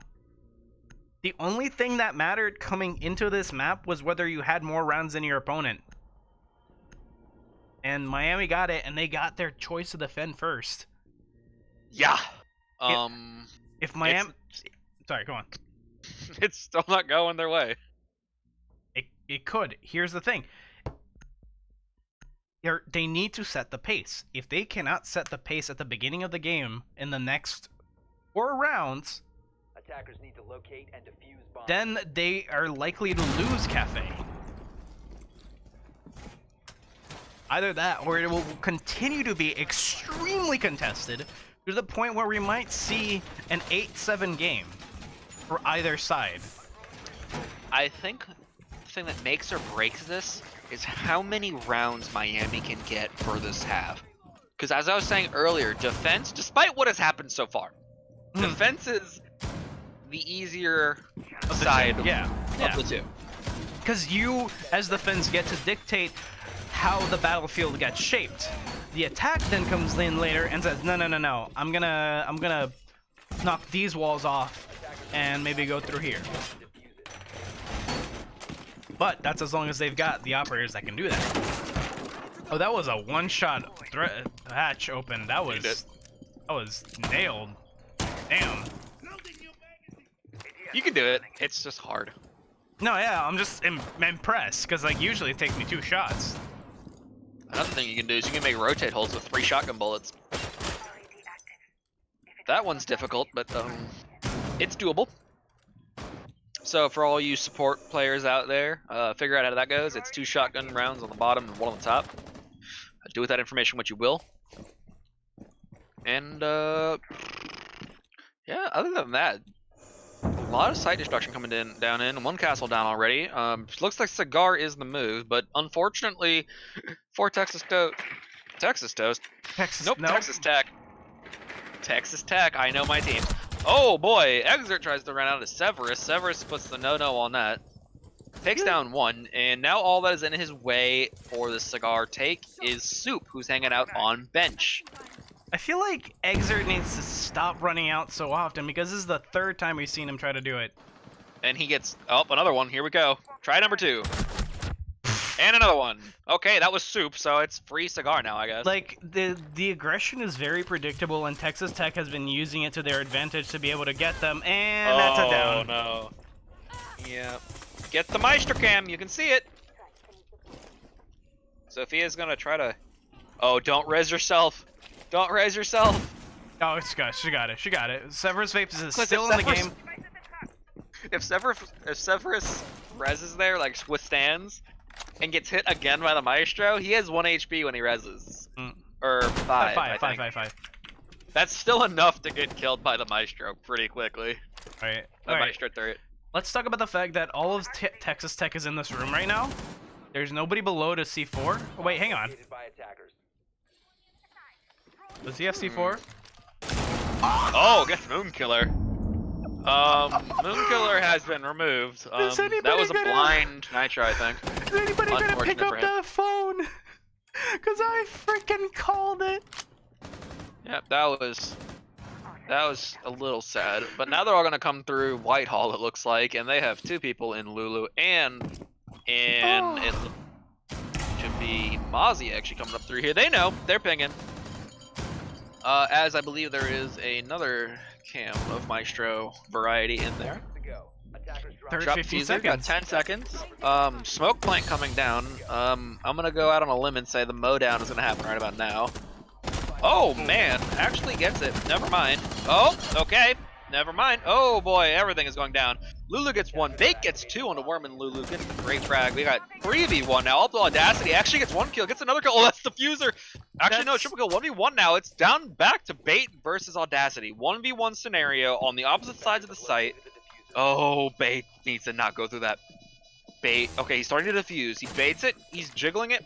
So Bait doesn't take it. He doesn't. Oh, he knows. He knows. Oh no! Bait with the clutch. Clutch-ish, clutch light. Finishes out the round regardless. He knew how he played that beautifully. Mm-hmm. All he had to do was sit there and wait, and that's exactly what he did. And regardless of the fact that Audacity got the 3K, it doesn't matter because they still lost the round. Whew. Just So much stuff going down. absolutely destroying. Yeah. Absolutely destroying right now. Holy crap. Destruction. That's 2 of the Miami's defense rounds to TTU. Yep. That's big. Oh, what was that? What, the 6-pick into from band into? My voice like cracked 3 octaves, and I was like, "What in Attackers the need to world?" locate and defuse as many bombs Well, as they I could always do my Vicky voice for you. No, we're Right. not gonna go there. You don't want to choose this fight with This me. is- You've heard it. I've heard it. We should not be doing voice acting while casting. We should actually be using our very real voices. I mean, I can always cast as Elmo. That's a completely viable option. You can do that for Summer League. You can do that for Summer League. Who says I'm not going to be playing in Summer League? I will. 10 seconds left. I will drag I you down graduate. into the It's caster open to channel. everyone. I will drag you down into the caster channel to 5 cast. seconds to go. Oh god, am I gonna cast while I'm playing? Am I pulling that move? No. That's Summer League. Attackers No, have Summer League is maybe when we finally do the everybody cast at the same time. Oh no, the cast is gonna be from other teams. No. Here- One person. No. You don't understand. Everybody is here. Oh no. Yes, that cast. Everybody's Sounds like here. a meme. A little bit. I don't know. 5-man cast sounds kind of poggers. Not gonna lie. We tried a 3-man cast once. That was Yeah. noise. All you hear is noise, but it's fun regardless. We're all professionals here in some regard. Professional. But Yes. Yeah. that Nitro maybe again. No, he's okay. No one's there. He doesn't know that I mean, though. you could get the drone with it. Oh, he's waiting for when the wall opens. Ooh, did get a good kill with that We also- C4. His arms kind of look like Spider-Man. Oh boy. Oh no. Come on. Do it. It's dead. Oh, they got a camera. Gonna- Oh no. Just rip it and grip it. Sorry. Pardon? Just rip the Velcro off it, grip the C4, and toss it up. That's actually an insane angle. I didn't know where he shot from last time, but that's filthy. But so far, minute 30 left. Still no control on the site, but it looks like they're gonna do the same. Look, that's Oh. one smoke down. That's unfortunate. So I believe that's the first smoke grenade. Oh, yep. You That's knew there was an 2. ADS stall there. Yep. Okay. He's just burning it for the frag grenade, I guess. That Can you I shoot don't up think through you can that? throw over No, that. yeah, you can't. Oh. Oh no. Oh. He Okay. rotated out. Took no damage? He took Somehow. no damage! These tables are hard to shoot through. These things, they are basically a ballistic plate. Oh, God. But unfortunately, ooh, almost another one. There is just so many weird angles going out here. Worm almost gets the head of Severus through the floor on quite an amazing angle. Actually, that was kind of nutty. But 37 seconds now. No deaths. And Both no teams, deaths. Both teams probably a little bit nervous. 20-second push meta. Where are you at? I mean, they haven't gotten rid of that much utility. Most of their time has been spent up Yeah. here trying to get rid of the The roamers, thing and the is, roamers there's- rotated out. There's still a castle on that door. There was. Okay, there it goes. Castle is on the door to the right, like literally. Oh. 15 seconds left. Shotgun out. Okay, One. there's one. Cool. Okay, almost 2. 8 seconds left. Kind of just gotta go for the plant here. Cover your teammate, please, for the love of all things holy. There we go. Nope, never mind. Gets taken down 2v2 now. Diffuser gets knifed out, and that is Miami's second round. There we go. Ooh, baby. Okay, we have round 5 coming in. Even. This might actually go to overtime from the looks of it. I do agree with you now. Yeah, no, like at first I was like, making a small prediction, but as the rounds keep ringing in, Yeah, it's I can sounding see it. true. It's sounding true. It's gonna be a contested map. a highly contested map, round to round. It seems like these teams are adapting to one another in a fashion that then warrants response, and the response happens in the next round.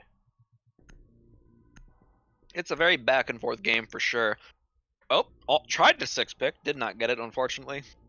The timer goes fast, faster than you think. Defenders protect your bombs from being defused by I'll double attackers. 3-man cast. Yep, I saw it. Killed that we're here, he'd tell you all about the Rook 2-shot headshot mechanic that's gonna be coming into Siege next season. Yeah, it's been trying to come into the next season for the past 4 seasons, so... I think he's been saying that since, like, Parabellum or Skull Rain. It's one of the two. I mean, yeah, he has. He likes doing it just to see if he can get any baits in chat. Usually. Yeah. And I think it's funny. 5 seconds left. Well, I mean, I have some insider information. It's Located Hmm? bombs. Doc's becoming a 2-2. Doc is becoming a 2-speed. They're taking away his ACOG. Mm-hmm. They're also taking away Buck's frags. Okay, They're that giving one's that to real. barbed wire. Yeah. What if they gave an attacker barbed wire? Yeah. just to screw with people. It's like you see barbed wire just getting put down by like a Buck in a hallway. It's like, what is he doing? You know that affects you, right?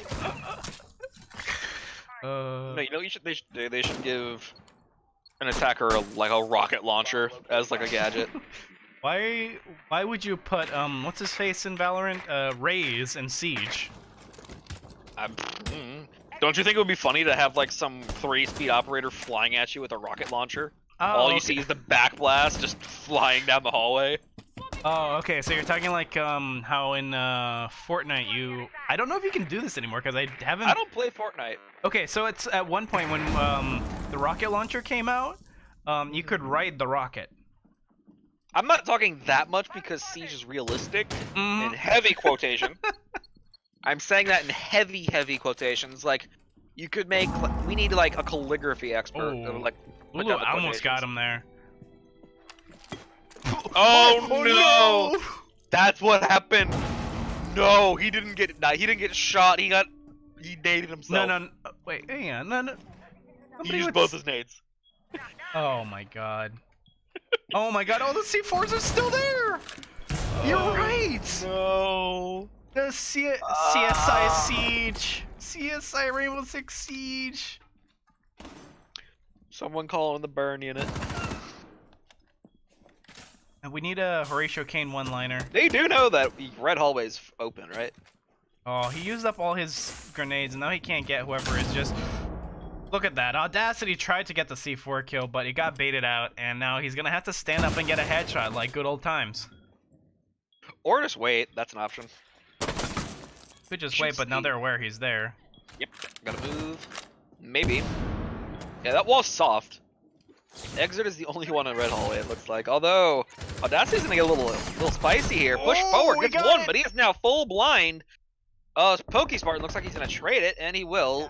Must get the trade kill. Soup gets the another trade kill. Trades everywhere. It's the stock market. Moonkiller going down to Soup. We got a 3v4 now, with 20 seconds left. No control on the site so far. Severus, I take that back, is actually walking through side, but will be very soon quickly traded out by Worm with the shotgun. Worm putting the rest of that. 4v2 now, 10 seconds. It's diffuser down actually somehow. Pokey Spartan, lone man standing. Kind of trapped here as Lulu will wide swing. Gets actually, oh my goodness, he gets it. It's looking maybe doable. As no, he's looking the wrong way. He's looking the wrong he way. doesn't Worm's need to. coming He from just behind. needs his ears. He just needs his ears. See? Oh! Attackers need to protect it. Oh, they're defusing. Oh, Let's come around the corner. Oh! Killed him! Oh, he got the kill! He got the quad! Is this the ace? Oh! Oh! Oh no! Only 3 seconds! Only 3 seconds! He got it! He got it! Got it. Bomb diffuser disabled. Oh my god. He Oh! almost got the 1v5 clutch ace. Oh my god. Pokey has to be so sad right now.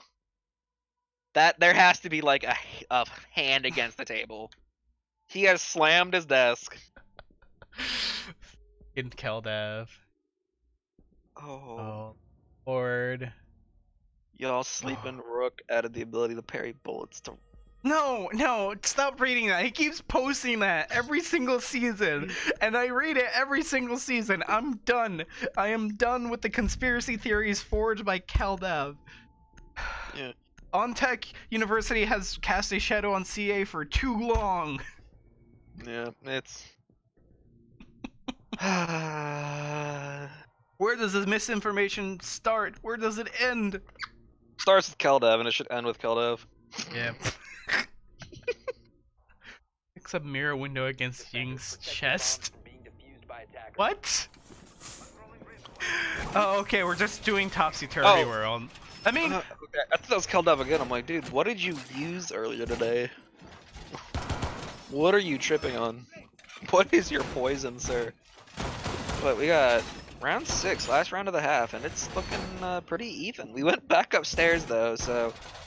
Texas Tech has historically succeeded on this side. Okay, so I can understand way more why Miami wanted the thermite ban. Because this strategy with this wall right here reinforced the way it is would not work if a thermite was in play. Yeah, for sure. And especially if a Thrasher was in play as well. Someone didn't reinforce right. It's either that or they haven't reinforced yet, because there is one lacking wall on bathroom right now.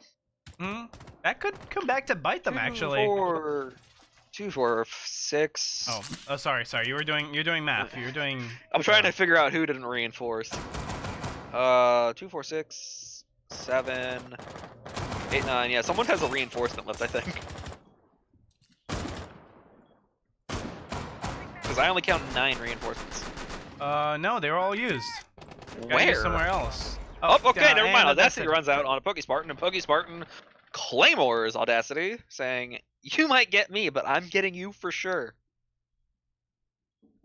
It's so wild to me, the fact that, like, people have gotten so good at aiming in this game that they can still get a kill off before the Claymore claims them. They really want Severus. They really, really want him. Oh, actually, was that Diffuser that went down? Did Pokey have Diffuser? Oh. That's awkward, but I mean, it's still early, so they can get it, but... I really don't know what this strat... Oh, there's where that went. That's an interesting reinforcement. Lulu gets Espen, though, so 4v3 now. We got Gridlock and IQ off the map, and only the Pulse taken down, but we will see a... Oh, Severus gets one on a Soup. Soup gets taken down. That is the doc down. No meds for you. The doctor is out. But very, very... Well, it may seem like a slow round. This is a very action-packed round, as a lot of these kills have been coming in very rapid succession. As we saw the earlier trade kill with the Claymore, but now we have drones coming down to actually figure out if anyone's in Whitehall. But they didn't actually drone far enough, so they don't know that one is actually on White Stairs right now. Reverse Vapes is continuing to hold this side of the map right now. It looks like Lulu is probably going to be coming up Red Stairs any second now, coming in for that flank. Wait, heard. He heard, but I don't know if he knows. Ears like a cat, this one. Yep. Oh boy, okay. That's one down. Exert taken down by Moonkiller. Sorry, the perspective where he was just shooting through the Legion's legs is just... Oh, Zofia takes down the Maestro cam. They know where they're planting this, so they can just kind of wide swing, but Zofia puts the no-no on that. Oh man, Zofia almost takes another one. 1v1 now, but Texas Tech takes it down as Bait gets the headshot on a Worm. Round 6, even half. So many goo mines. Bait might have actually taken a lot of damage there had they not changed how Legion works. I don't know what the actual problem with Legion Mines was, and I don't think it was the initial damage. I think that the damage should have just scaled with how they were nerfing the post damage. Yeah, I think it should have just got, like, they should have nerfed the post damage and maybe removed, like, the line of sight thing, 'cause that was actually broken. Yeah. It's like, yeah, You're in basement on Clubhouse. He's in 3rd floor coming through jacuzzi wall. He is omniscient about poisons. Yeah. Legion's omniscience is entirely attributed to the fact that he wears cargo shorts to battle. He has cargo shorts and a toothpick. And does his elite skin kind of imply he's a cyborg? I don't remember. I think it's just saying that they have a lot of cool tech in Asia. Bomb located by attackers. I'm okay with that skin. I think that skin is kind of lukewarm. And it's now Texas Tech defending, and they've brought almost an entirely different roster. The only thing that's consistent here between the two strategies is the Maestro. Yeah, and Oh, and Jaeger. yeah, Jaeger. I think Jaeger is also the most played operator of DA. Yeah, you can't.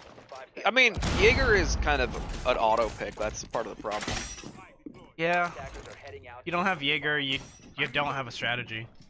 Nope. Well, now that Wamai's here, maybe, but Wamai is kind of a one. It's one per charge, and also Yeah, it takes a while to get all of yours. And I do appreciate Yeah. the fact that they take less time to put down, and you can better quote unquote Jaeger trick with Wamai You discs. can have some fun Wamai discs.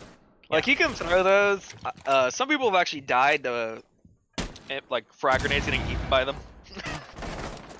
Which I found very funny. Yeah, Because, like, the effect still goes off. So, like, if you get a smoke grenade, you can have, like, a smoke on a ceiling somewhere, or some weird wonky place. Which can make for some very interesting sight lines. I think Wamai's can make one-way smokes, can't they? Yeah. Yeah. It's just kind of, you gotta bait the smoke grenade out for it to work, because no one on defense has smoke grenades. Yeah. In the traditional sense, I know smoke is a What the- smoke grenade. Is that the? He's looking up skylight.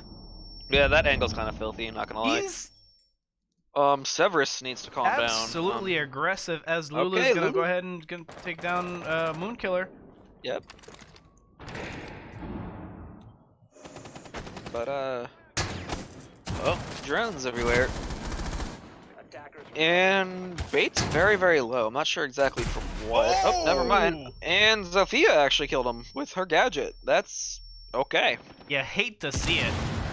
Honestly, yeah.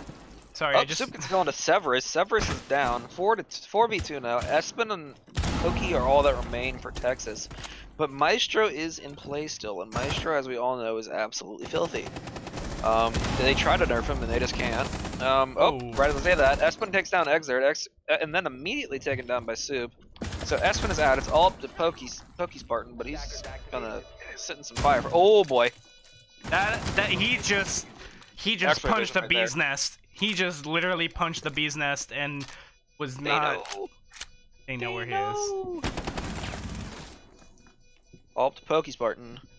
Not a lot of time, as he has 26 seconds left. One he knows is on the flank, and it looks like it's gonna be swung on soon. Yep. Yep, that's gonna be Soup from behind, from White Stairs coming up. Is that a zebra skin? That is a zebra skin. And Zebra. Too many Like angles. Zebra. Too many angles. Not enough eyes.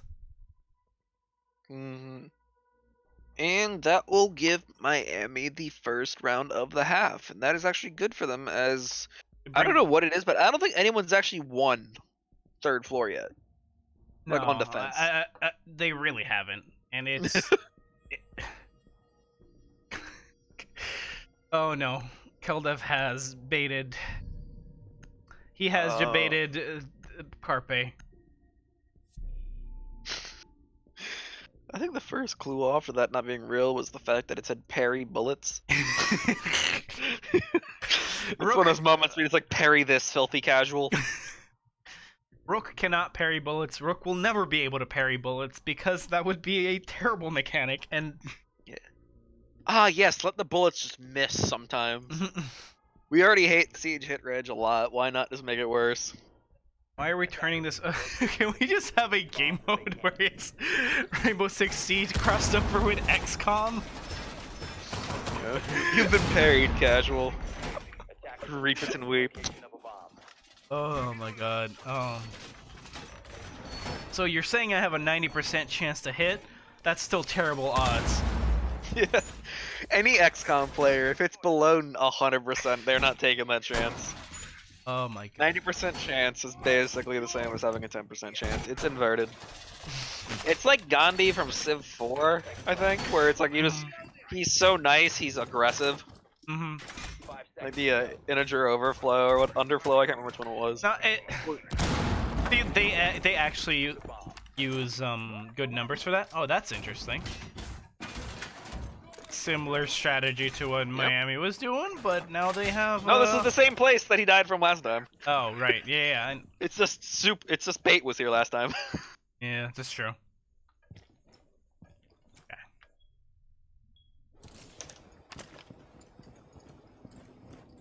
Is that a laser sight on the super shorty? Yeah. Why not? Huh? Why not? It brings the spread in tighter. I know what it does. I use shotguns. Okay. I've never seen it on the super shorty, so I had no idea it was there. Okay, here's another hot take for Siege. Here's another hot take for Siege for you.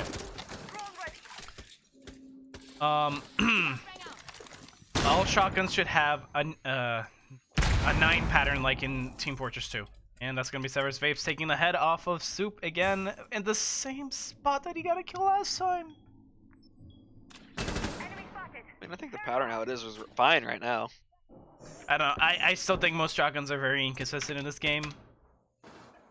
But then again, that might just be my really bad aim. Yeah, could be. Yeah, these teams keep it really, really close in both score line and kill line, making it very difficult to actually edge out a advantage on one another. Which this is probably the most consistently depends on whose map it is. Oh! Why are you peeking there, brother? Lulu taking a Moonkiller in the same place that his buddy Bait got baited out last time. Oh no! And the ADS strikes again. That's gonna be the Maestro came down a little bit of team damage here. No, but no, you don't. It's still there. Oh no. Mm-hmm. Lulu looks at it. It's like, wait, you're still here? Espen takes down rather a little bit of audacity. What happened there was I think Jackal got in the way of it, and it just. I think it actually just hit on the other side and the damage didn't go around because the Exert still took damage. Lulu took down Espen, and we're down to a 2v3 now. But PokeSpartan is about on half HP, so that's gonna be a little spicy here. Ooh. Bait's gonna be. Oh boy. Oh no! Oh no! Can't be sprinting through smokes, dude. There's sound cues. Oh boy, PokeSpartan getting a little bit in an awkward. Yep, and Lulu takes down PokeSpartan for the final kill of that round, giving Miami a 2-round lead. Is this where they split off? It may very well be, although I don't know how this is happening. I think Texas. Every team is falling apart on defense. I don't know what's happening. I think Texas Tech needs to let go of third floor, and that's what they're doing by going down to kitchen. Yep. Apparently, just no one can hold third floor lately. Okay. Yeah, no, third floor. It's because it's so overplayed. It's so overplayed to the point where everyone pretty much has figured out how to attack it, and they can do it just out of muscle memory at this point. I just think one of the things, I don't necessarily agree with that bathroom strat. I'm gonna be real with you. Mm-hmm. Because if your teammate got fragged out that easily last round, mm-hmm. why are you gonna do it again? Mm-hmm. Like, you know they're gonna take frags and Zofia. So, you should I guess just put the shield there maybe. Just bait it so they're you're still baiting utility, but don't put yourself there. Because that's just gonna end like how it ended both times they did it, where you get killed from it. But Kitchen will be the site that Texas Tech decides to take here, which hopefully they can hold it a little bit better than the third floor, as if they lose this round, it is match point for Miami and also series point, which means that if they lose 2 more rounds, it's Miami's map and they get to move on to the round of 8, and Texas Tech's season is over. And that would be unfortunate, but Here we are, 5-3, 2-round lead for Miami. And round 9 has finally gone into full swing with the action phase starting. Miami having to assault the kitchen, a much more fortified position now than it used to be about a year ago. Now that they've completely redone the layout and pretty much turned it into a fortress for the defenders, Cafe sites did get a small revamp. Yes. This used to be the worst site because... And then it rapidly became the best one. Or one of the best. Well, there's no longer a double door directly into site, and the big bakery is not a part of site. Instead, you just have kitchen freezer. I will definitely say that I agree with this. I like this map much more than Old Cafe. Much like every rework they've done so far has been pretty great, and with the exception of canals, I still hate canals. You cannot change my mind about that. But, which is why I'm curious to see what they're gonna do with the supposed house rework that's coming through. Big house. Yeah. Also, I'm pretty sure that house is just turning into a mansion at this point. Yeah, it's like the homeowners they won the lottery. They're getting. No, they got insurance money from being attacked by terrorists. Oh, that definitely makes sense. Yeah, Like, probably most people probably run house religiously for T-hunts. Yeah. Oh, and right as I say that, though, still taking that moon killer. Sorry. Not a terrorist, but still taken down. Have you ever noticed that, is it Gridlock? That Gridlock says, hello there, kind of like Shrek? No. Have you never heard that comparison? Oh. I mean, I still think that Gridlock looks like Matthew McConaughey, but that's beside. No, that's my Mozzie. personal No, that's view. Mozzie. Nope. No, thank you. Oh no, No. I was thinking of Oh, Owen no. Wilson. I was thinking of Owen Wilson for Mozzie. Yeah. Mozzie looks like Owen Wilson. Gridlock looks like Elon Musk. Who looks like Matthew McConaughey? God, I can't remember. I'm just gonna take out bait. I mean, left with a 3v2 at the moment. 30 seconds left. Texas Tech just needs to hold for another 30 seconds. Going to Severus and Espen, some of the higher fraggers this series. Oh, and Lulu takes down Severus, and it is down to just Espen. Espen still rocking the Alda with only 48 rounds left. 15 seconds. All he needs to do is hold. He needs to stay alive, and he needs to push right. No! Ooh, he heard the steps. Exert turns around and snaps onto his head, not letting him have a chance. You think So close. you think the noise would have been good? Would it have been enough from the tracks? But no. Maestro's a 3 armor. He makes a lot of noise. You make a lot of noise. If that was maybe Jaeger, maybe is Vigil at 3 speed? No. I think he's a 2-2. Yeah, 2-2. Like anybody lighter than a 3 armor, that could have worked. Yeah. But if you've Maestro got, thick. but if you've got, Look at Gridlock. Look at Gridlock and tell me she does not look like Matthew McConaughey. All right. I'll cede. All right. Then we have Blitz, who just looks like many people. Johnny Sins. But, and then Pulse. Pulse is an interesting operator to take for this. Why is everyone picking so much Pulse?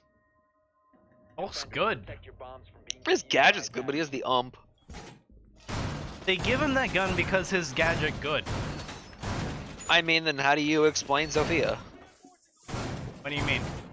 Oh, Sophia's- having good gun, good gadget, Yeah. and good secondary ability where she can get up on her own. Yeah. And good gadgets. And like Okay. good nades. But here's the thing. Pulse literally has wall hacks. Pulse literally has wall hacks, but his gadget only shows where they are. No, I know You that. can- I know that. But what I'm saying is that Pulse's gadget is a lot stronger than Zophia's. Because Depends.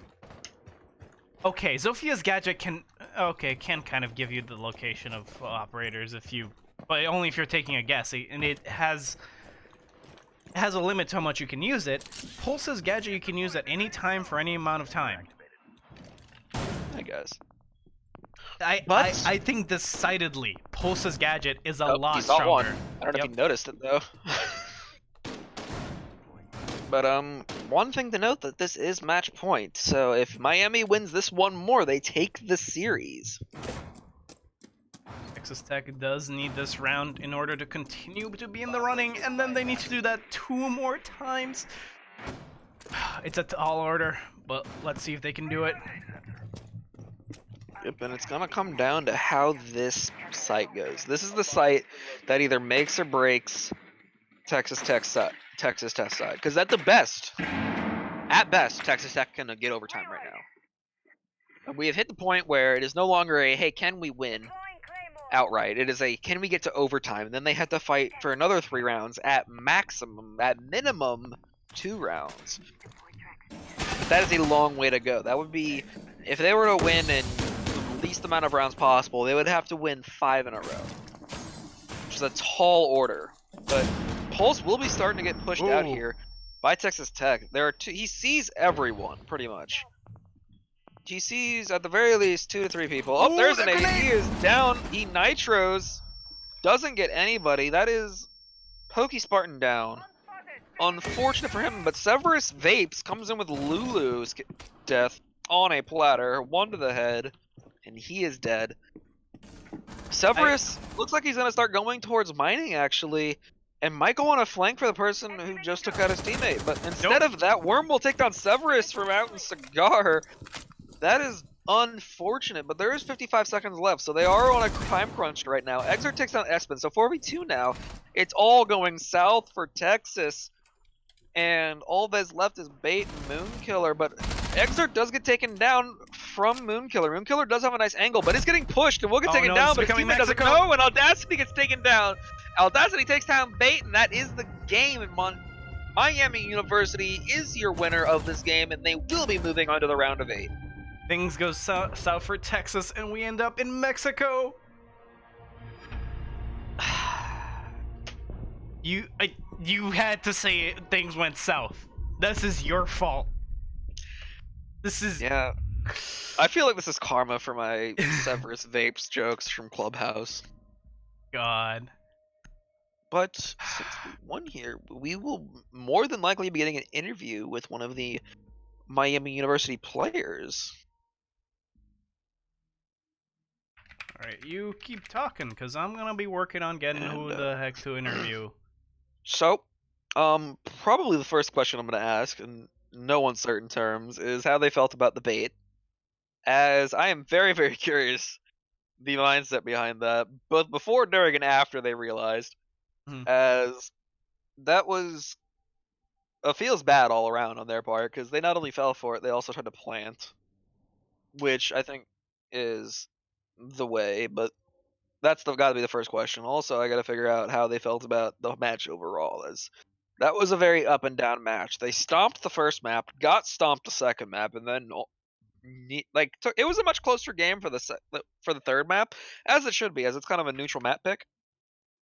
But it was still a very, very up in the air game up until apparently that last half, where I don't know what happened, but Texas Tech just lost all ability to defend. Like, Severus was putting on some work, but just not enough to carry the rest of his team. We will be getting one person in right now. It does look like it's going to be Audacity. Yep. Seeing him here and now. Yep, he's joining here. us now is Audacity. Welcome. How are you guys doing? Good. Had a fun time watching that game. Hopefully you had fun playing it. Oh, it was a lot of fun, stressing out over not throwing a whole map. Yeah, that. So, first question, I think you can see this coming, where I'm coming from on this one. How'd you feel about that bait? Which one? When you all went bottom basement. That was excellently done. Yeah. We got baited pretty hard there, but I'm pretty happy. You tried to plant. Yeah, we tried. They got us there, but we're pretty happy we came back that round and won it. So that was pretty good. was a pretty good comeback in my opinion. Also, second question. So when y'all were trying to take blue Blue on on bank. bank and all four of y'all just kind of ran into the shotgun, what were comms like then? Was it peek him, or was this like people just kind of getting panicky as like the shotgun was there and they just want to get him out? Because I think you guys used all your grenades at that point. Yeah, we did. That was just more of a miscommunication. Mm. Our original thought was we were gonna have two people peek him after nading, because Yeah. you gotta try at some point. Anyway, it was a miscommunication on our hard breach team. Ended up peeking when we didn't really want them to, but we fixed it up. Ended up, bringing the Ying, trying to do our best the later rounds. Ended up figuring out how to take blue pretty well. Definitely paid off. Excuse me? Definitely paid off. Yeah, definitely paid off. I think our bank attack was extremely strong that game. I want to talk about. Did you go into Clubhouse expecting to not take that many rounds? We would normally consider Clubhouse one of our strongest maps. However, some of us were just not into the game as much as we normally would be. Just some people underperformed, which is just that happens with time to time. Sometimes some people go 0-9, like yours truly. Yeah, it's just you win some, you lose some. You just got to move on and learn how to play it better next time. Yeah. And you first. I was just gonna ask if there was any adaptation that you guys had to run to your strats to try and meet Texas, because as we saw in the cafe, the first 6 rounds were very much touch and go for a little bit, with just you guys slugging it out. Yeah, I kind of see that. I think a lot of it was that we've scrimmed them before. They kind of know the same strats we've done or how we normally play in cafe, which was really interesting because they played really well. They prepared for the map really well, and they did really well on their attack. 3-3 is really impressive on cafe with being such a defender-sided map. I give props to them because they did so well. I think a lot of it, the reason why it was so close is just we didn't come in thinking that it was going to be that close. We were a little underprepared. Came in, did our best. Attack came in super strong, just really fragged out, really playing our best. And I think we just started out slow and worked our way up to playing really fast and really well on attack. It was kind of a warm up on that map. And I don't know if you know, but you have a copy pasta. Oh, which one? Oh, the bourbon one about soup? No, the only time Audacity misses shots is when his brain swells trying to contain his IQ of 230 blocking his screen. Sometimes he misses on purpose on stream to keep the match competitive. Yeah, sometimes they say that's a little bit of an exaggeration. I'm pretty sure my IQ is somewhere around maybe 210, 215. I do have to try to keep it entertaining, Yeah. 7 O's across the board, getting like 35 kills in a round, or Yeah. a single round, sorry. 5 kills in a round would just be too boring for people to watch, You got to keep people coming in for the stream. Yeah, and definitely that leads me to my next question actually. The catch and hold when the almost 1v5 ace clutch by Pokey Spartan came in. Yeah, that was a lot of that came from just miscommunication. Okay. We called that she was in prep. We knew she was there. We couldn't exactly pinpoint where she was, and a lot of us just kind of peeked thinking she was somewhere else. We knew some of us knew that she was in the corner next to the window. We didn't really relay that information, so a lot of it just led to that. But thankfully, we realized what happened, picked it up, killed the IQ, got the defuse, close round. For sure, and a lot of those moments, like there were times when I thought your guys' mental just broke, just based on like how past rounds went down. Like you had the 4 people running into the shotgun, you had the massive bait on Clubhouse, and you also had the almost 1v5 on the last map. But y'all always managed to keep your mentals like secured and ready for the next one. And honestly, it was a really good match to watch, regardless of the first 2 maps being such one-sided stomps in terms of like who it went in front of. But that's kind of how you expect people's map picks to go, because it's like your strongest map that you want to choose out of that map pool, hence like the pick. But I was very also excited to see that a lot of Wamai came out, and was that an adaptation you used? Did you want to play like Wamai all season, or was it like a hey, he's open, let's use him instead of Jaeger? I think a lot of it came to just trying to adapt in mid game. Well, Maya was not normally like a staple or anything inside of any of our strats. It was a lot of just, we have an operator that does some utility, does help us a little bit. We just wanted to switch it up to see if we could help ourselves with Wamai. You know, the extra discs, the shield, the amazing gun, 3 speed. It just all comes down to in the game what we feel is best for defense. Mm-hmm. And another question I have for you was the runouts onto Severus called for from the white garage? Mm-hmm. Because I think 2 people ran out from it, and he got both of them. And I Yeah, was curious to know if like y'all realized that if there was like a drone, like if there was a drone nearby, because I didn't see one, or if he was just getting some god tier comms from his, or I just think a game sense of an insane man. Yeah. I think a lot of it came down to him being really smart. He expected what we were gonna do. We've played against them. They know we tend to try to peek windows on repels and such. Mm-hmm. I think a lot of it came down to us not expecting that they're gonna keep holding it after they get one frag. Yeah. It makes a lot more sense that they would not expect a second peek. But Mhm. that was our fault for not realizing that. We probably should have just played a little bit more conservative when it came to that. I mean, with fraggers like yourself, Soup, and Exert, it works out. So, because Soup's probably got an even more insane rating than he did before this match. Like, I think his rating coming into this match was like 91 or something absurd like that.